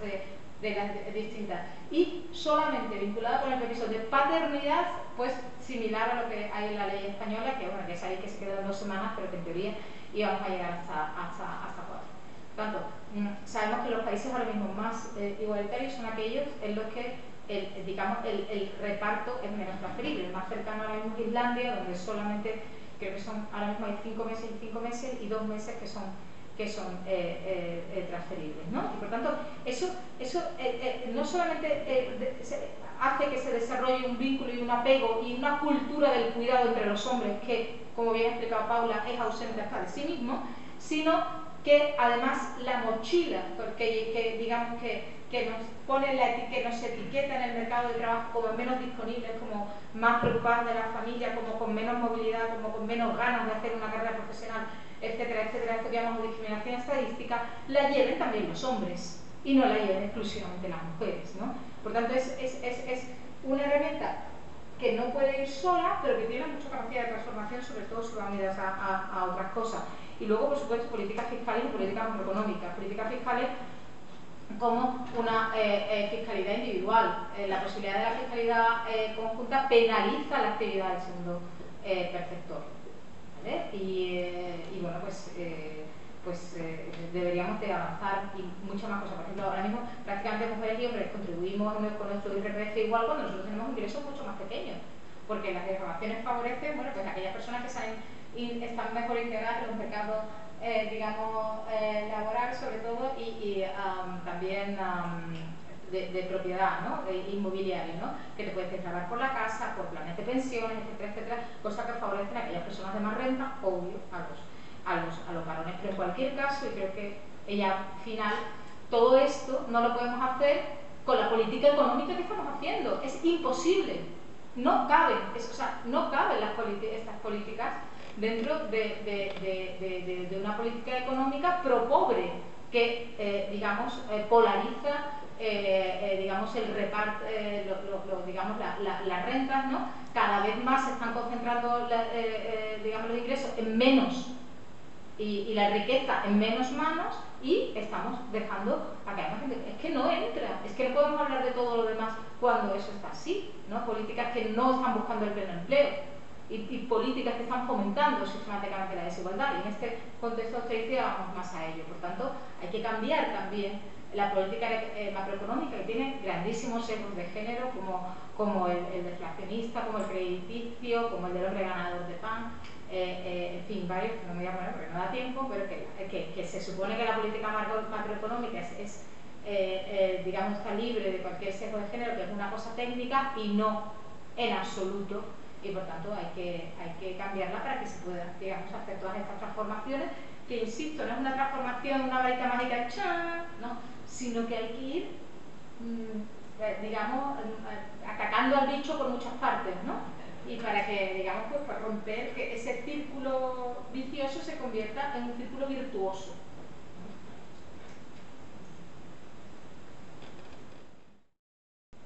En todas las dos intervenciones que habéis hecho, bueno, me ha encantado, ¿vale? Porque yo creo que es fundamental poner los cuidados en el centro de la vida. Creo que hasta ahora no se había valorado, ¿vale? Para nada, ni se les había visibilizado, y qué casualidad que se tiene que hacer siempre desde la perspectiva económica, que eso también es para mí una controversia total. En el discurso, ¿vale? Yo creo que se tiene que hacer una crítica al sistema capitalista, porque las mujeres somos la mitad de la población y somos las que estamos, o sea, flotando, o sea, las que estamos haciendo que esa mitad de la población, ¿vale? Que son en su mayoría los hombres, y dentro de los hombres el sistema, ¿vale? Estén ahí, o sea, que gracias a nosotras, ¿vale? Gracias a esa economía de los cuidados, al trabajo de cuidados, y yo diferencio del empleo, porque el empleo te da una serie de prestaciones, el trabajo no te las da, digo, a partir de los 65 años, porque eso es así. Entonces yo creo que la historia pasa con un cambio de paradigma donde tanto las mujeres como los hombres, o sea, en el sentido de decir, tenemos que empezar a valorar más los cuidados y a valorar menos ese famoso mercado laboral, ¿vale? Que todas tenemos ahí, todos tenemos ahí como nuestra finalidad. Porque eso también crea muchas controversias y está creando también muchos malestares y frustraciones. Os estáis basando en un mercado de pleno empleo y sabemos ya desde hace muchos años que el mercado no existe y no hay mercado para todo el mundo, no hay trabajo para todo el mundo, y en época de crisis para las mujeres tampoco. Y eso lo dicen, o sea, es así. Y luego, por otra parte, a la hora de los cuidados, el concepto de vulneración, sabiendo que somos, o sea, en tiempo somos escasos, o sea, tenemos un fin, ¿vale? A mí también me preocupa sobre la cadena de los cuidados, es decir, las mujeres para salir al mercado laboral hemos tenido que echar mano de otras mujeres que vienen de otros países, ¿vale? Y hasta qué punto ahí no hemos ejercido cierta también explotación, porque claro, como todo recae sobre las mujeres y nosotras tenemos que hacerlo todo, entonces en ese sentido ver sobre esa economía de los cuidados hay la participación de mujeres de otros países.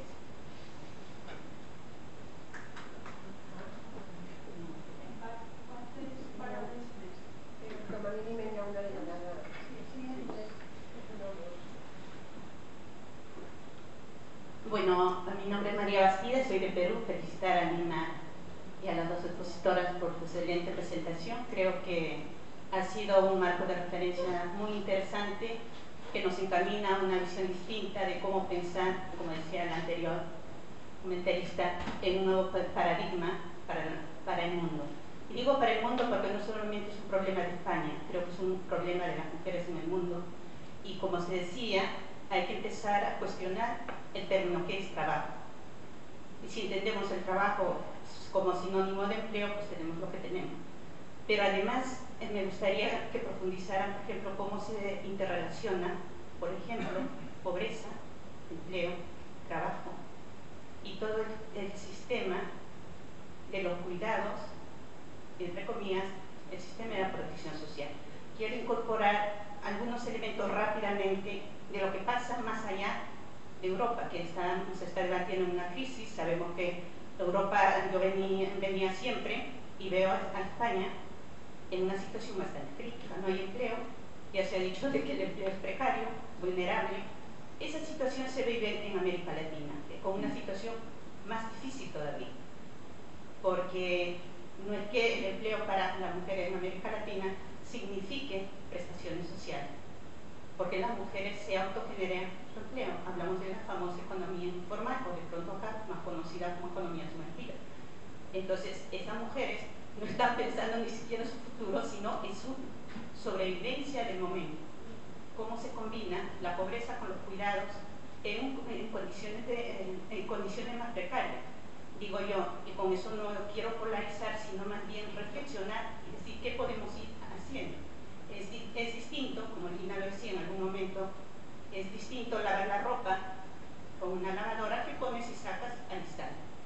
Para una mujer que no tiene la instalación sanitaria, la instalación del agua y tiene que ir a buscar para lavar. Es distinto cocinar cuando ya tienes mínimamente los ingredientes garantizados que cuando tú no la tienes. Tienes que buscar estrategias para garantizar que lo mínimo tengas que tener en la mesa. Es distinto el cuidado cuando mínimamente tienes una red de servicios sociales que se está cayendo en Europa, se está cayendo en España. La ley de dependencia para nosotros era un punto de referencia, pues estábamos peleando y se cayó y dicen, pues ya se cayó. Entonces, ¿cómo hacer ese famoso ciclo desde mi punto de vista de la pobreza, ¿no? Que tiene que ver con la pobreza, la economía informal y todo el tema de migración también?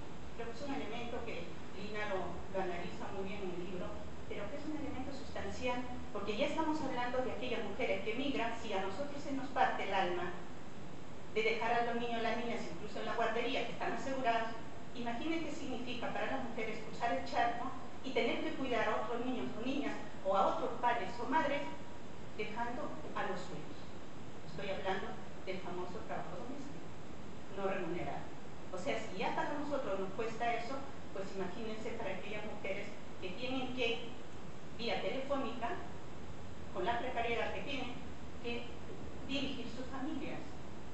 Entonces creo que es un elemento importante, como ya lo decía, que tenemos que ir discutiendo en medio de una, que también lo ha advertido Lina, en medio de una crisis económica mundial, porque esto no es un problema de coyuntura, es un problema mundial. Lo que está pasando en Brasil, lo que ha pasado en Argentina, estoy hablando desde la lógica de América Latina, y lo que no va a pasar en Perú el 5 de junio, vuelve, posiblemente, casi seguro, la hija de un dictador con todas las gamas de la corrupción. Estamos hablando de un narcoestado. Entonces, en medio de eso, ¿cómo incorporar ese debate a la agenda pública? Porque digo que me parece interesante que veamos el tema del cuidado que también tiene que ver con relaciones de poder económico, de poder político, porque eso es. Definitivamente al sistema capitalista no le interesa discutir estos temas porque se pone en cuestión el propio sistema. Las mujeres, hemos hecho ahí una investigación en Perú, y él decía solamente, imagínense si las mujeres paráramos un día, aquellas que trabajamos para empresas, solo un día, se caen las familias, se caen las empresas y la sociedad no produce. O sea, para decir de qué dimensión del problema estamos hablando. Y culmino señalando lo que también ya se advertía, que esto no es un tema solo de las mujeres, que definitivamente las mujeres, como siempre, tenemos que levantar, pero debería ser un tema social, ¿no? Que, como se ha dicho también, incumbra a las familias la disponibilidad de los hombres a negociar adentro y la posibilidad de las mujeres para negociar. ¿Cómo negocia una mujer víctima de malos tratos y violencia para que se le respete la redistribución de sus tiempos? Pues no lo va a hacer. Y por medio de una crisis que tiene que someterse a la violencia porque no tiene riqueza. ¿Cómo hacemos con las grandes empresas? Y es su preocupación, ni siquiera está mejorar la productividad y mejorar condiciones laborales. Está la ganancia al máximo de todo lo que se produce y la explotación de los trabajadores. ¿Cómo negociar con un Estado con una alta dosis de corrupción, que ya lo hemos verificado en todo el mundo, y que no le interesa para nada las políticas sociales y menos aún la inversión? Se dice voluntad política, es cierto, pero ¿cómo trabajar esa voluntad política en medio de estas circunstancias? Bueno, no quiero tomarme más el tiempo, pero creo que sería interesante reflexionar ahí. Gracias. Sí, una más. Has comentado el famoso diamante de cuidados de Ratzavi. En uno de sus vértices hablabas del no propio. Hay otras autoras que dentro de ese diamante, o tomando ese diamante, hablan de la comunidad. ¿El qué? He dicho comunidad. Sí, pero Ratzavi habla concretamente de non-profit, entonces hay otras autoras, Pérez Orozco, Pérez Gil, juntas, en un libro de una flor de piel, hablan de la comunidad. Y entonces yo quería saber vuestra opinión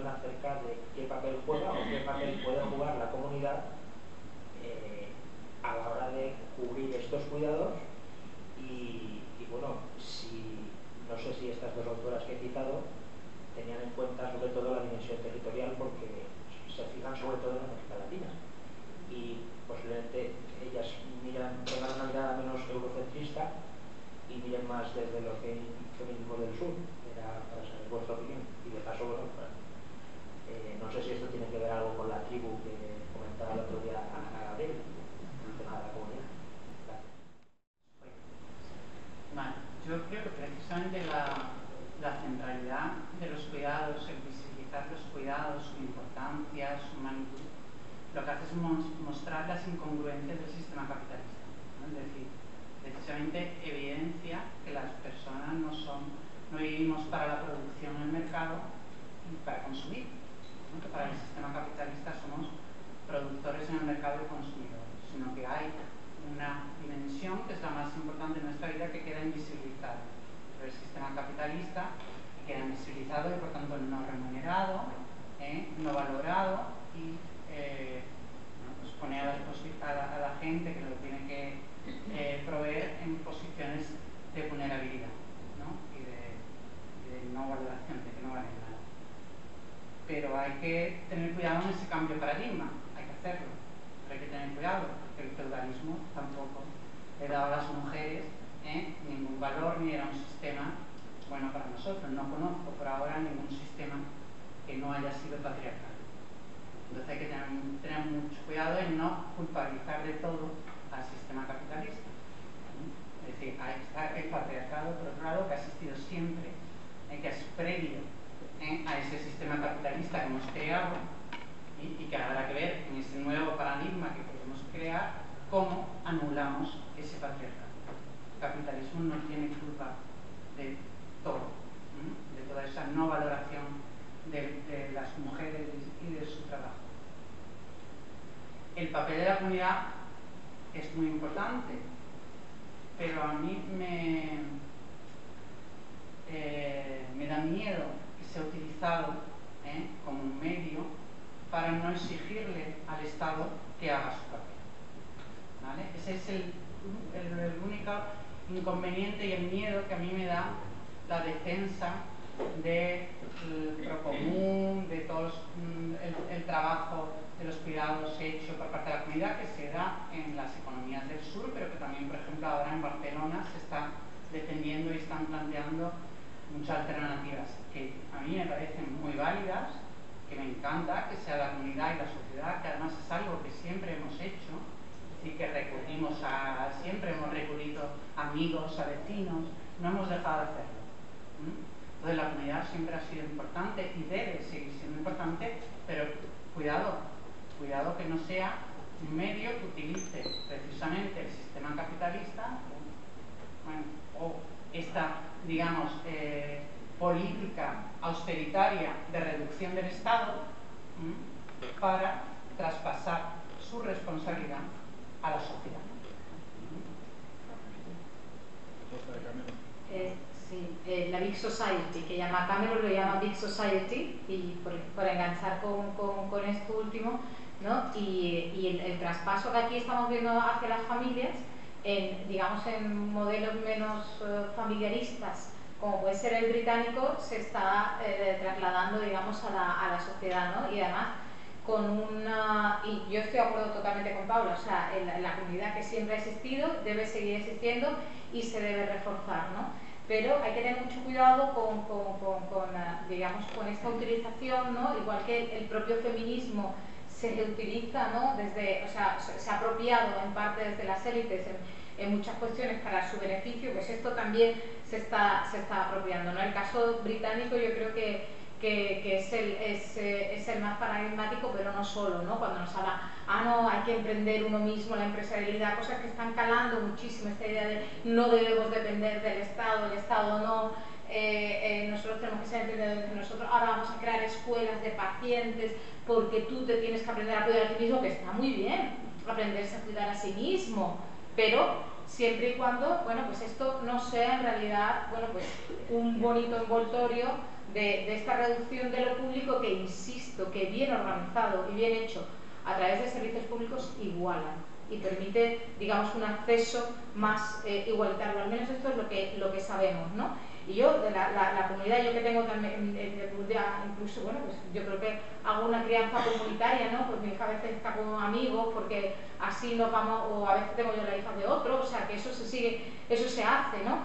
Y se sigue haciendo, ¿no? Pero hay algunas iniciativas de tribu, ¿no? Comunitarias en las que yo veo, en muchos casos, más patriarcado que en las propias familias, ¿no? Porque hay un esencialismo, son las mujeres las que hacen ese trabajo también en la comunidad, las que se organizan comunitariamente para ese trabajo, ¿no? Entonces, por ahí no me gusta. O sea, si vamos hacia iniciativas comunitarias que sean más igualitarias, chapó. Ahora, si las iniciativas comunitarias y de tribu va a ser a que tenemos una doula, que es que la que nos acompaña tiene que ser una mujer y el hombre lo dejamos aparte porque es realmente el vínculo con la madre lo que hay, madre no es más que una, pues no, o sea, no, porque creo que no tiene un carácter transformador. Creo que hay formas de darle esa centralidad a los cuidados que necesitamos y que estamos buscando, pero con la participación también de los hombres, que tienen que entrar en esta ética del cuidado. Nosotros ya nos han socializado desde pequeñas con esta ética, no hace falta desde los nenucos y los gabinos bosetes, o sea, no, realmente no las necesitamos, lo que no necesitáis es vosotros, ¿no? Entonces, iniciativas comunitarias sí, pero que también, ¿no? Pero insisto, ojo con lo que está ocurriendo, con la Big Society porque es neoliberalismo puro, o sea, es un neoliberalismo puro. Y gran parte del esencialismo, qué casualidad que ahora se esté rebrotando este esencialismo maternalista. Claro, alguien tendrá que cuidar lo que el Estado deja digamos, de ingresar primero o de mal ingresar y de malgastar, después, ¿no? En cuanto a lo del capitalismo, totalmente de acuerdo con Paula. Luego hay que tener en cuenta una cosa, pues sí, no nos gusta el sistema capitalista, claro, no, a mí tampoco, pero las revoluciones económicas o los cambios económicos no son revoluciones políticas. No es decir, mañana cambiamos el sistema. Yo soy profesora de Historia Económica y os aseguro que los cambios de sistemas económicos llevan siglos,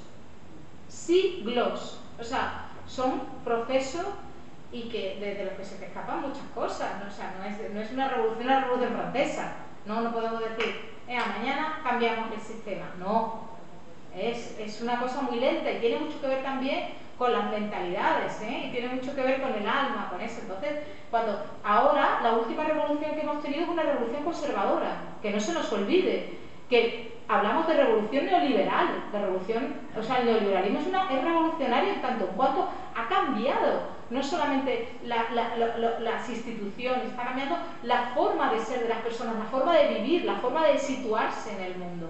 Eso es lo que tenemos que combatir.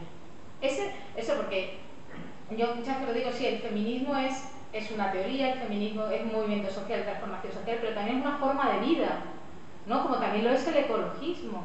Pero también si queremos cambiar las desigualdades en el mundo entre países que, digamos, más pobres a los que explotamos, y a las mujeres esos países también las explotamos, sin duda, bueno, pues vamos a tentarnos la ropa, vamos a ver qué ropa es la que llevamos puesta, si está hecha por niños o no. Yo no lo puedo decir si esta camiseta tiene trabajo infantil detrás o no. O sea, me da culpa, no lo sé. Pero todo eso, digamos, esa reflexión individual en nuestra forma de comportarnos día a día, la tenemos también que hacer, porque si no, desde luego, tampoco transformamos las cosas, porque podemos estar votando opciones pues muy transformadoras, muy de izquierda, pero luego cuando llega la renta, se va al asesor fiscal, no es mi caso, se va al asesor fiscal a ver cuánto me puedo ahorrar, ¿no? Ahorrar a todos, ¿no? Entonces, quiero decir que los cambios económicos son muy lentos y son muy complejos. Entonces no podemos decir, no, el capitalismo no nos vale. Entonces, lo que hay que intentar es mejorar lo que tenemos, siempre evidentemente con un objetivo a largo plazo que es, pues sí, un cambio de paradigma, pero mientras vamos a ir mejorando a través de qué se puede hacer, ¿no? Pues yo creo que a través de la acción política colectiva se puede hacer mucho. Nosotros revelamos nuestras preferencias y si realmente queremos que las cosas cambien, pues habrá que votar opciones que realmente, no de boquilla, de realidad, que no lo sabemos, puedan implicar un cambio.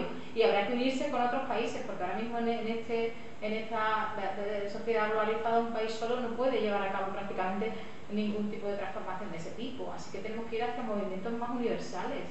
Y se puede, claro que se puede, pero si estamos en situación de desventaja la mayor parte de la población, pues claro que podemos. Ahora, si nuestras aspiraciones son comprarnos más ropa, tener más ingresos, etcétera, pues entonces no, ¿vale? Entonces, quiero decir que los cambios son muy complejos. Y en relación ya muy rápidamente lo de María, pobreza, trabajo, empleo, bueno, el propio y ya también vinculando con lo que decías de que las mujeres explotan a otras mujeres, yo por ahí no paso. Lo siento mucho, pero yo por ahí no paso. Porque es cierto que hay una externalización hacia terceras personas y que esas terceras personas, ese trabajo doméstico remunerado, mal remunerado, maltratado, en muchos casos, como bien decía María, que han dejado detrás sus familias en estas cadenas globales de cuidado, son también mujeres, pero quien se beneficia de ese trabajo también son hombres. Por tanto, creo que hablemos de que las familias explotan a esas mujeres, no de que las mujeres explotamos a esas mujeres. Siento ser en esto un poquito brusca a la hora de decirlo, pero de verdad yo me niego a decir que las mujeres explotamos a otras mujeres, porque es como asumir que ese trabajo es nuestro y que, por tanto, somos nosotros las que lo hacemos. Obviamente, si coges los datos de uso del tiempo, ves que cuando una familia tiene servicio doméstico y no tiene servicio doméstico, el tiempo de trabajo no remunerado que dedican los hombres no varía prácticamente. El que baja es el de las mujeres. Pero eso no quiere decir que seamos nosotros las que estamos explotando a otras mujeres, porque los hombres que viven en esas familias también se están beneficiando de ese trabajo. Por tanto, efectivamente, puede haber explotación en tanto cuanto si esos trabajos no se remuneran de manera decente, si las condiciones no son decentes, pero si queremos realmente decir, estamos diciendo, no, es que ese trabajo lo queremos valorizar, entonces ¿por qué hablamos de que es lo último y lo más mezquino cuando lo hace otra mujer? O un hombre, ¿no? Entonces, si lo queremos valorar, lo que tenemos que darle las condiciones laborales, digamos, en condiciones. ¿Qué ocurre? Que como ese trabajo ha estado históricamente vinculado de manera esencialista y gratuita a las mujeres, cuando esos trabajos que hacían las mujeres en el seno laboral o que siguen haciendo de manera gratuita se mercantilizan, lo hacen de manera precaria y con pocas posibilidades, bajos salarios y muy malas condiciones, ¿no? Entonces, ese vínculo que se vincula con la pobreza, del que hablaba María, que sin duda, bueno, pues yo creo que dentro de, si se valorase más el trabajo doméstico, si los hombres supieran realmente lo que significa, pues a lo mejor también habría más posibilidades. O si las mujeres tuvieran más opciones laborales que simplemente las del trabajo doméstico, bueno, pues seguramente también los salarios serían otros. O si tuviéramos horarios más racionales, pues a lo mejor no habría que externalizar tanto. Si tuviéramos servicios públicos, pues a lo mejor no habría que externalizar tanto. Y se podían contratar esas mismas mujeres, a lo mejor en servicios públicos o concertados en la comunidad, o como queramos, pero con otras condiciones y muchísimo más decentes, ¿no? Como por ejemplo, bueno, pues en los países nórdicos muchas mujeres que están incorporadas al empleo en el ámbito del cuidado, pero con unas condiciones de trabajo segregadas, ¿vale? Pero muchísimo más decentes de lo que esa vinculación de las cadenas globales de cuidado, de la inmigración y de la informalidad conlleva, ¿no?